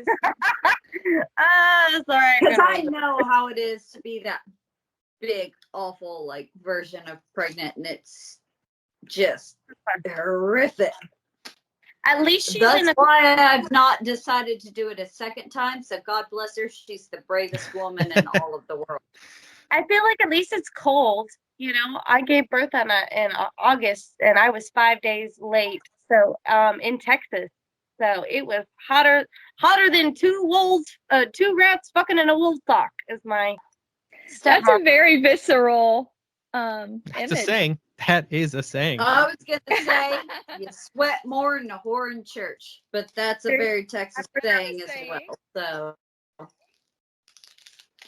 if you're pregnant in August in the state of Texas, you sweat more than a whore in church. Yep. But no, so I know that we've kind of reached wrap up, but what kind of sources did you draw off, both with like as far as your initial research, I guess, when you were doing your first podcast, and then what you were discussing here?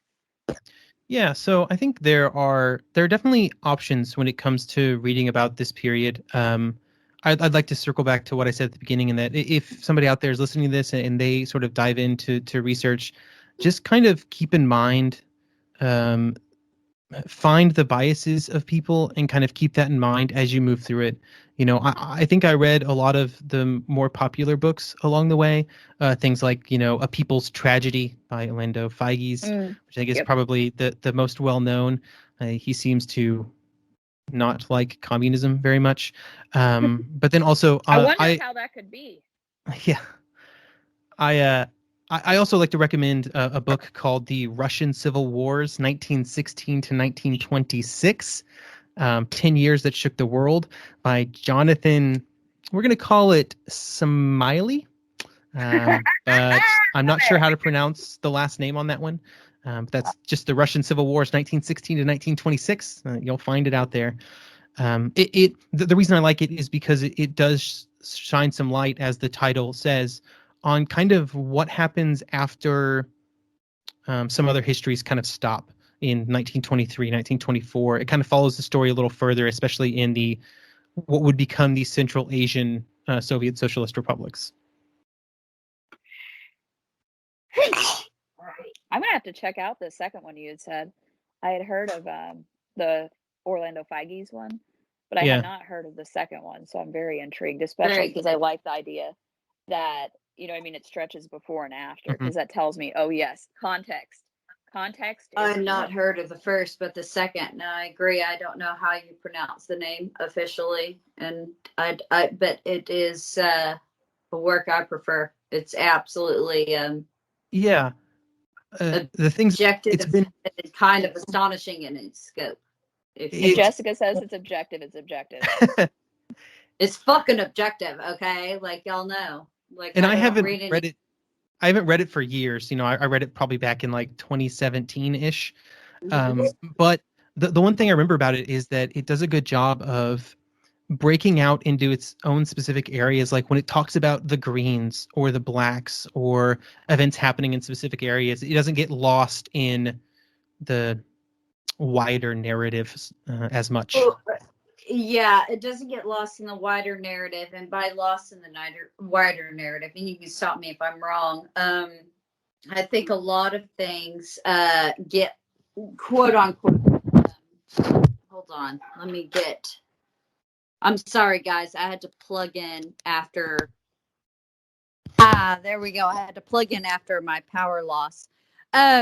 What I mean by it doesn't get lost in the common narrative if it's not there to just particularly paint a picture in broad terms. It does get down into the nitty gritty, but it also never loses sight of what the overview is. If you there are a lot of books that if they get into that kind of down and dirty exploration, if you will, they sometimes lose sight of what the overarching narrative is, and then they also either compromise to make the narrative or they compromise to make a fact. And I think this one walks the line very, very well. I think it's a really good way of putting it, for sure. It's a complicated story. The first one, though, I am definitely putting on my reading list because I have actually never read that. So I think it's worth a read. I think the more you know about the time period, I think probably the more thoughts you are going to have on how Feige presents things. I kind of compare it to the Guns of August, sort of the seminal work on the start of the First World War, which as an introductory text is great. But the more you know about the subject, if you go back and read that, it's not that it's not a good book. It's not that you don't learn a lot from it, but you have thoughts. You have a lot more thoughts on it if you have more knowledge coming. For this podcast, introductory text is what we're looking for, Yes. and it's almost more important than what you put in the secondary position, and what I would put in third, fourth, fifth, sixth, and I think those are going to be some of your same reads if you get down into the nitty gritty of this. In fact, I know they will.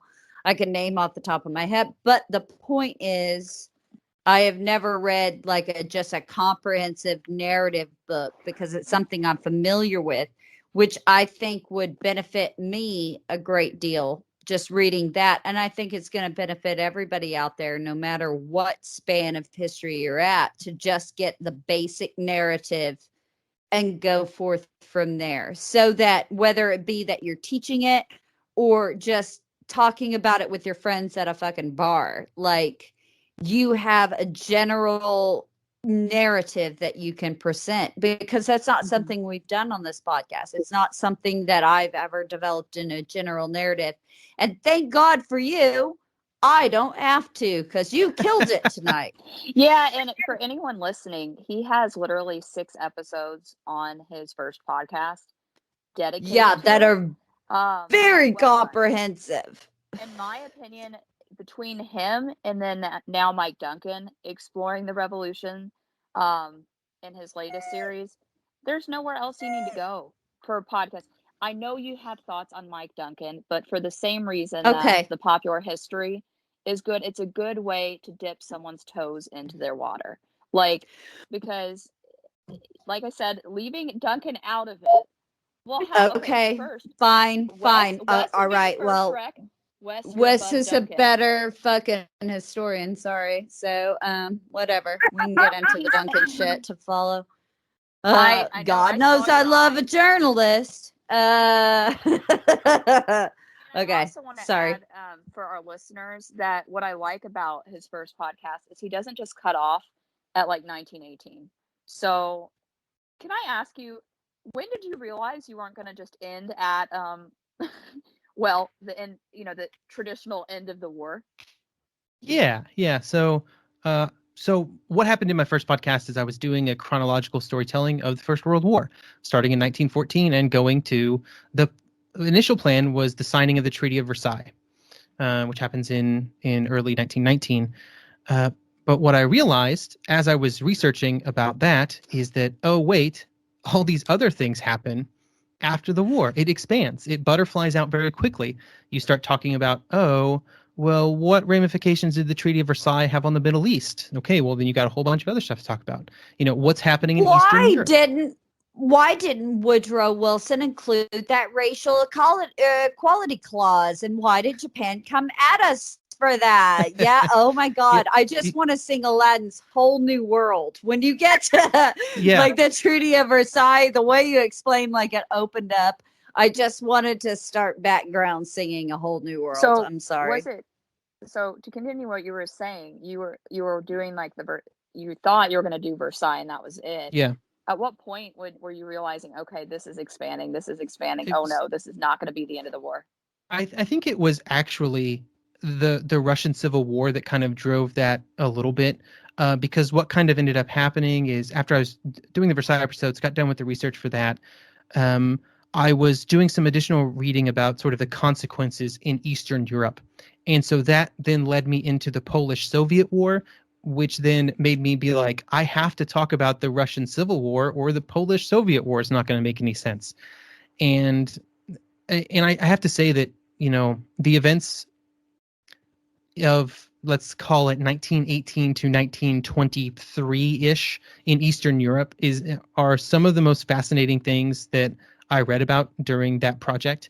I think it's really interesting to see these nations trying to create themselves in a sometimes hostile environment. And then also, all the Russian Civil War stuff that we've talked about today. So, and it just kind of kept going, right? It kept expanding out further until eventually I kind of ended up stopping when the story, because you're telling a chronological story of the First World War, at some point the threads of the First World War kind of end, and you start talking about the threads for this other war that happens, 20 years later. And so that's when I decided to end it. You're like, oh no, yeah, this is going to be more of a, and to further your point, like, when did you decide, okay, did you know all along you wanted to do a Second World War podcast, or did that just No. come to you? That was never the plan, because up until probably 2018, so this would have been when I was talking about probably the German spring offensives of that year, I was frankly scared of trying to do a Second World War podcast. It is hard to quantify how much bigger of a story it is than the First World War.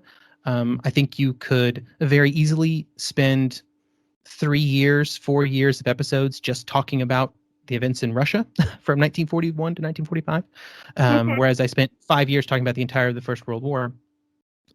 My plan was always to do something else, but then near the end of the history of the Great War, I just kept reading up in history because I was curious about what was happening, and then I just was like, well, I guess I got to keep going. I can't just stop.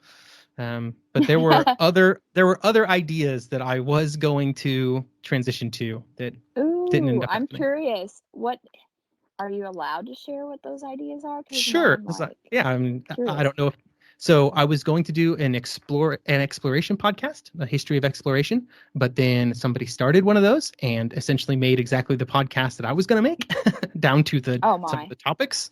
And then I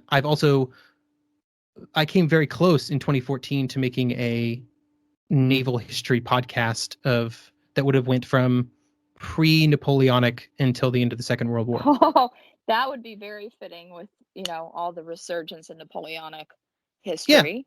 Yeah, but eventually, those ideas got kind of swept under the rug, and I have plenty of naval research to do for You have plenty what of I'm working naval on now. history in front of Yeah, you. I mean, it's almost like there's a lot having to there's a do with lot. naval confrontation in World War II. Wow. But I guess, and now when did you decide to start where you have with your new podcast? Because that's a natural follow-up, I suppose, to the questions I've already shot at you. Yeah, so I knew coming into the new podcast that I really wanted to do the interwar years justice, right? One of the things I always regretted about the first podcast is, first of all, I was an idiot. I had no idea what I was doing in 2014 when I started, and I made some really poor choices. And one of those poor choices was not spending enough time on the lead up to the conflict. Because I You I just thought of dove the head first. Yeah. Oh yeah, I mean, the first note of hey, I should make a podcast. How hard can it be? Was in I think like late May 2014, and I released the first episode on July 24th or whatever. And so I didn't have a lot of lead time. But this time I was like, I'm going to do the interwar years justice, and I think that has been very rewarding for me. I think there's a lot of really interesting history there that gets glossed over as people just race to what I've been referring to for the last year as the Panzers in Poland moment, which is what a lot of histories get to either start at or get to as fast as possible. Huh. That's really cool. Like, I have such admiration for, like, I guess how much you've taken on. Like, at this point, I'm pretty sure you know the enormity of World War II and everything surrounding it. But I just think you do it in such good bite-sized chunks, because the other thing I wanted to point out, like length time. So if you look at the first podcast, the first show he did, for the episodes pertaining to like the Russian Civil War, what we've been talking about, each episode is roughly 25 to 30 minutes. So it's very digestible, very easy to listen to and fit in a sitting. That's what's so great about your podcasts, actually. So one of the things I've really tried to do, and one of my big philosophies around not just the podcast, but also trying to impart history knowledge on people, is that the worst thing you can do, and this actually ties back to something Jessica said earlier, is you're always at danger of, because I make a military history podcast, I say you're always at danger of platoon chasing and rivet counting. So you have to be careful to not, spend a crazy amount of time talking about the troop movements in a specific battle to specific places at specific times, or the specific caliber of guns and shell velocities and things like that, because you lose people, right? And when you're trying to talk about history, when you want people to learn about history, that isn't necessarily the important information that you want them to get, right? You want them to get why things are happening and what were the consequences of those things, not this specific unit moved to this tree line at 6:45 a.m. on July 7th, 1864. Yeah, I'm not I'm gonna. thinking Red Badge of Courage kind of thing Yeah, when you say that. As your average history Joe, that is not something I'm going to remember at all. But at the same time, like you also have to calibrate the detail correctly, or you end up, giving you end up giving information upon which bad assumptions are made or bad Jessica is conclusions are saying drawn. amen right now. Like I can see the amen in her eyes. Yeah. That's so well articulated. I don't think even Jessica could have said that better than you, at least certainly not as succinctly. Um, how long have you been interested in history?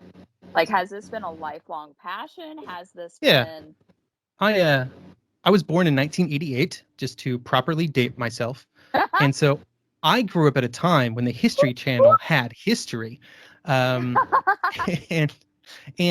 my father was super into it, and so that's Man, I've been preaching that for years. I also was born in '88, and I don't know what the fuck happened with ice road truckers, aliens, and the Hitler Channel, but that's where we live these days. Yeah, and I think like so I grew up with that, and so it's always been kind of an interest for me. It kind of ebbed and flowed throughout my life, and until I started the podcast, or until I decided I wanted to start the podcast after listening to other history podcasts.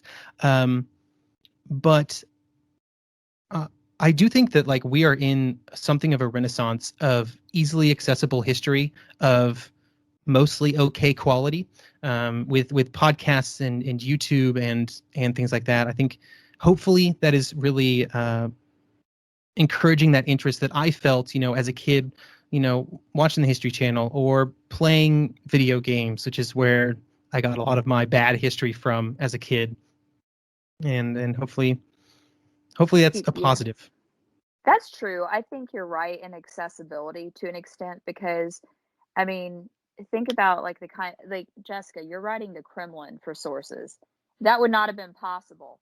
You know what I mean? Like 20 years ago, or Frank, certainly 30 or 40.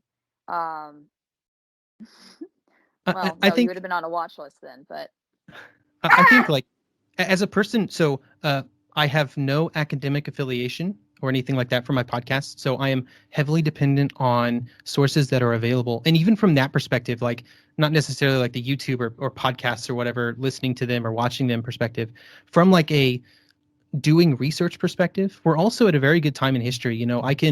I request books from my local library from universities all over the United States on an almost weekly basis. I can jump online and find 100 years worth of journal articles from people who have written them. So there are, you do the research. yeah, if you really want to dive deep, you can dive deep. Yesterday, would have been 3 days ago, I was reading a book about public libraries in Vienna during the Anschluss, a whole article about it that I had available to me free online. Like that's the kind of detail you can find, and it's fantastic. I know we're not close, but this would be the moment in time where I would literally say, "No." Yeah. It was a great article, by the way. It was actually good. But no, that's a good testament. And I want to say that I think without you having that academic bias, so to speak, I mean, you are in a unique position where you are doing the research that like beyond even what I've seen some authors do, like, which I commend you for, and you're doing it in an accessible way. Like Jessica, I know you were just like, you were listening to him talk about journal articles, and I could imagine how happy you were in that moment.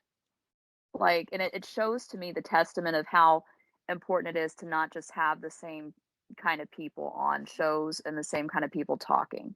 Does that make sense? Like, yeah, definitely. relatability-wise. I do want to throw out there that I think there is a difference between what I do and what I am going to use the term real historian. You can take from that phrase whatever you want, because some people get very concerned about how you use that phrase. But the difference between me and somebody who is sort of a historian in academic sense I would is say that capital historian, right? Like sure, capital yeah. H historian. I have learned. I've learned a lot of things. One of the things I've learned over the years is to not call myself a historian. It makes people angry, and it's because, and I think I can see where they're coming from, and I in some way agree with it in that I am not doing original research, right? I am not diving into primary sources as much as I would like to sometimes because they're not available to me. And so the research that I can do does have limits, and both in the what I have access to, but also in the time I have to dedicate to things. This is still a side thing for me. I have a real job that I do most days. So I feel that so hard. I really do. I work a call center. Can I make during the the- argument that I don't think it makes a damn bit of difference, because I will tell you, if you don't think historians use secondary and tertiary sources almost as much as they use primary sources, let me tell you, half of those, most of them are not able to translate and have to use generally a literary historian or a literary PhD. I know, I've been there. Honest to God, it's not vastly different. What I think, and this is my opinion, separates a true historian from a non-historian, and I'll say this at the armchair level and everything else. Again, it's objectivity. I'm sorry, but I think you get to call yourself an historian as long as you're objective about what it is that you're covering and about what it is that you're looking up. I'm sorry, I don't think somebody having paid a lot of money to be semi-objective and understand methodology, it's something that's inherent to you. So I don't think that we get to objectify or we get to put a label on anything. I think it's quite frankly ridiculous, because I'm sorry, a historian in name or in name only has very little effect on the world, whereas you have a massive effect on the world. So I think it's one of those things that's changing as we get into a more publicized sphere, and as we get into this new media age, what you get to call yourself and what you've quote unquote earned, which is the most boring thing in the world. Like, if you've earned it, great, but if you suck, fine. Like, if you're not an objective fucker, you bore me. You bore me to my very core, and you bore Are you your talking fucking to the 30%? Yes. They should hear it. And you I might bore a clarify, lot of she people. knows personally. I would like to say something around that regard. I realize we're a little off topic here, but to the people listening, if you like history, if you enjoy learning about history, I highly encourage everybody to, pick something that you're passionate about and learn it at a deeper level, right? I think people, And you shouldn't feel like a dick because you shouldn't. somebody tries to fucking up you on Twitter. Fuck that person. They are not the authority. I will tell you, they are not the goddamn authority. You're exactly right. Go out, learn something. Be like, don't let academia put you at a disadvantage. They can fuck right off. Nobody cares about them. They're irrelevant outside of their university spheres. And That's a little quite harsh. frankly, I might add some of them, the ones that seek out to actually talk to normal humanoids. Okay. So the me's and the Wes's of the world, I have tremendous respect. So, Warren, if you are listening, you are considered one of those that have Yes. the credentials, that do the research, but are also doing what all historians, capital or lowercase letter, are supposed to do. he knows what I'm he's saying. Find a passion And go into any it. academic that has that same fervor for public education knows exactly what I'm saying, and they're not offended. And if you are offended, you know exactly who I'm fucking talking to. And I mean it the best, but no one gives a shit, because here's the thing. People like Wes are bringing incredibly objective history that I am very much behind. Like, his podcasts are amazing, that I think do more for a public sector than some asshole class you had 1,000 years ago that you don't remember. quite frankly, I think that objectivity is what separates Wes from a lot of people, and I think it's absolutely great. Yeah, and thank you for not saying those angry words at me. And Never. She And- would never. and so I just like to finish off that previous thought by just saying, if you're out there, if you love history, find something you're passionate about, dig into it at a deeper level. Get out there, do more reading, and I would also encourage those people to try and like craft your own thoughts about it and put them down in some way. You don't have to make a podcast, you don't have to publish it, you don't have to make 400 tweets about it, but just try and sort of formulate your own thoughts about it. And I think it's very enlightening when there's a very different level of learning and thinking about history when you're reading a page or listening or watching, and when you actually have to describe something. It really puts you in a very different mindset. That is my Certainly TED Talk. does. Thank you for. No, I attending. agree. Yeah, I love your that TED was Talk, an brah. awesome TED Talk. You Now, didn't even have the hand motions, and I still bought your TED Talk there. That was very good. Now, what other No lasers. Yes. What podcasts do you like that are out there? Because I have to admit, because I enjoy yours so much, I feel like I Yeah. will like almost any other one you like by So assumption. yeah, I don't listen to as many as I used to. I think a lot of the ones that I listen to now are a lot of the same ones I listened to a long time ago, sort of back when I started listening to podcasts and are continuing. So some of my inspirations for History of the Great War were History of the Crusades by Sharon Eastbaugh. She's continued now in the Reconquista podcasts. Mike Duncan was an influence on me, as he was many podcasters that I've talked to, at least from the independent circuit. It's true, Jessica. You can't. Any chronological podcast now will cite Mike Duncan. Yeah. But the Crusades, History of Crusades is great. But go on. I also really like History of Philosophy Without Any Gaps is something I've Oh, listened to quite me a bit. too. So It's- good. Really? Yeah. Yeah. I haven't listened to it yeah. yet, actually. There's a lot there. I'll talk to you in 5 years when you're caught up. It's so fucking, yeah, exactly. Catch up in 5 years when you catch up on it. Exactly. Mhm. No, it's really, really good. It's one of those I've listened from the first two, man. That's a great one. And so some newer ones are, I'm just going to throw the names of Pax Britannica, Yep. History They're of the good. United States, and the Explorers podcast, which stole my idea, but the guys I do love Ah. them anyway. good work. Yeah. I was So hoping you'd like them because now I was like, did I ever retweet them this week? Because I'd be like thinking, oh no, was it a plagiarized idea? But no, I agree with all of those, like, with the aside from the one I haven't listened to, which I now have a podcast to binge watch or binge listen to for eternity. Oh, Um, it's super good, Kara. You're gonna enjoy that. That's one of those that I've been listening to, like one of the ones I do listen to forever. Like I have a set amount of specific podcasts I've been listening to from the beginning, and that is definitely one, actually. One I think you might like, Wes, and you might be connected with them. I'm not sure, but Age of Victoria is really good. Hmm. yeah, Chris from Age of Victoria, the way he does it is good because it's a very complicated era, but I think he does a good job of conceptualizing themes and actually in quite an objective way, which is what I think you would appreciate. Trying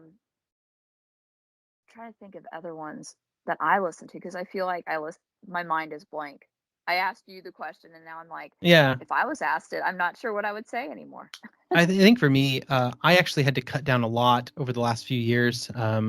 There for a while, when I had more free time before I had a child, I would listen to a lot of them in the evenings while playing video games. But since I don't really get to do that anymore, I had to really, really cut the old catalog of podcasts. But I would say What about- Twitter is a good way for discovering podcasts Oh, yeah. too for anyone out there that's listening. So, but yeah, thank you so much for coming on tonight. I know he said what he liked. Please go ahead and share where we can find you on social media, Patreon, everything else. So The main website now for the new show is just historyofthesecondworldwar.com, which somehow wasn't taken. Not sure. Wow. So historyofthesecondworldwar.com is where you can find all the links to everything. The problem is with my lengthy podcast titles, I don't have great Twitter handles for things. So I think it's World War II Pod is the Twitter handle. So it's usually a lot easier to just go to the website and click the link. I'm also over at Patreon at patreon.com/history of the Great War, which is still going for the new podcast. It's bad that it's named that, but I didn't think about that 5 years ago when I started that page. So Could you make it backslash? Could you like say you History of the cannot. Great War and So I could, but I can't. But I can't go back and edit all the audio, the 200 audio files where I say go to patreon.com/history of the Great War.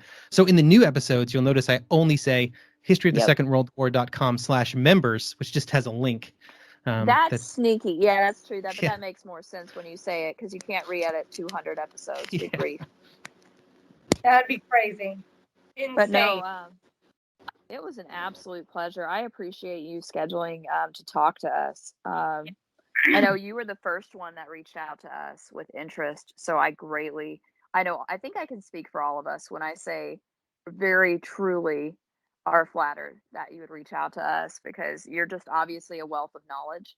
And I think you do the work.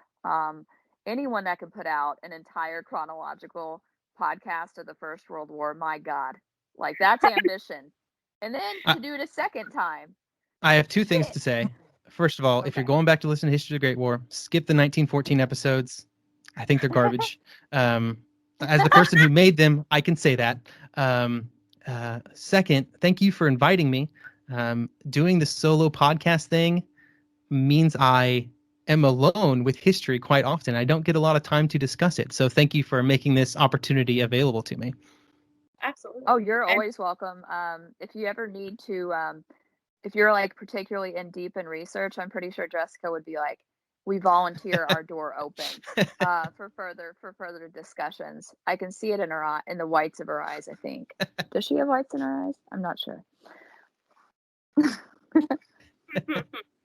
But I think you impressed Jessica, which I'm going to add is a rare thing. Jessica, oh no, we lost her. I'm going to top it. It's a nearly impossible thing to do. I am not easy to impress, sir. Very, very hard to do.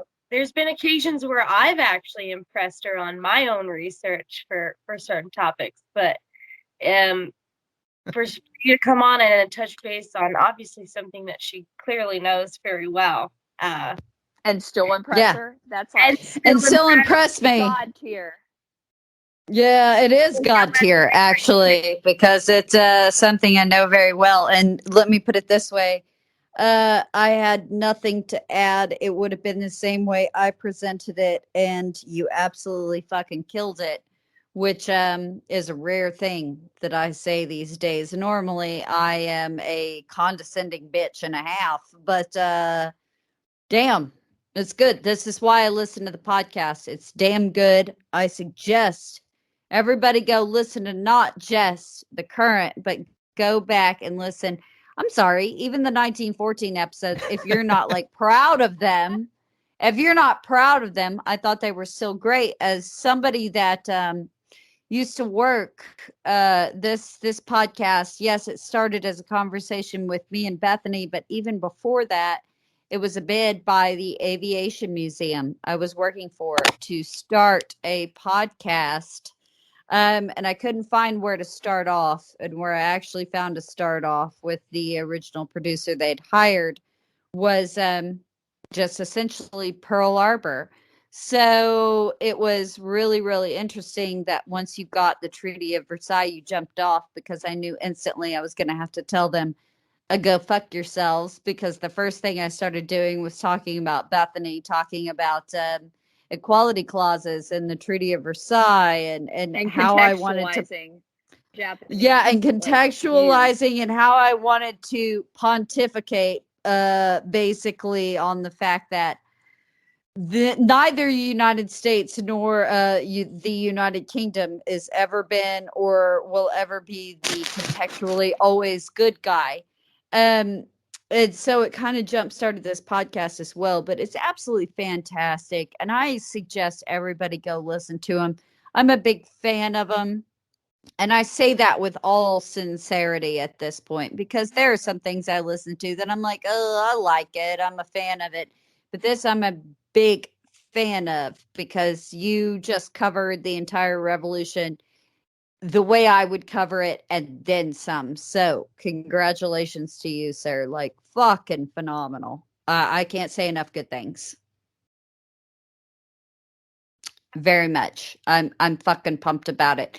So but really quickly, I wanted to add, is there anywhere that anybody can follow you personally that you want to add, Wes? Yeah, so you can follow me on Twitter at Wesley Livesay. That's WASLEYLIVESAY. If you can find the one for the podcast, look at the description. I'm pretty sure my name is in there. I kind of tried to link all those together recently, but yeah, that's pretty much the only place I am online. I realize I'm old now. I'm an old because I don't have a TikTok. Is it TikTok these days? I don't know. I'm too old to know. It's all right, man. I'm too old to know too, and Twitter is my I didn't know primary you had a outlet. personal one. I think I like legit only just followed your. I've always followed your other handle, but I'm shocked. Pretty sure it's in his bio there, if I'm correct. It is. And then Okay. yeah, if you find him on Twitter easily, it'll link to History Great War and World War II pod. So Awesome.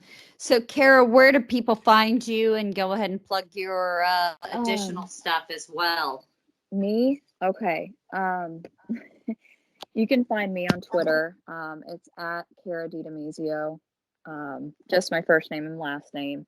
You can also, I have Instagram, but I'm not even going to emphasize it because I don't really use it anymore. So I'm going to go ahead and plug Time Travel Talks anyway, on Twitter and Instagram for that, because it's basically a community I started for the hope of engaging both armchair historians and people passionate about history with academics and people that might be the capital H for historian. Because I don't know about you, but I actually founded this in 2019, and it really complemented 2020 well, because it was like, oh, we can have discussion questions. We can actually link to so many more archives that were not available. And I run a Discord server with it. And Wes, I can link you to it because I know you have Discord for your Patreon. But it's a community of podcasters, authors, again, your amateur historians or armchair historians, because I don't like the word amateur in any case.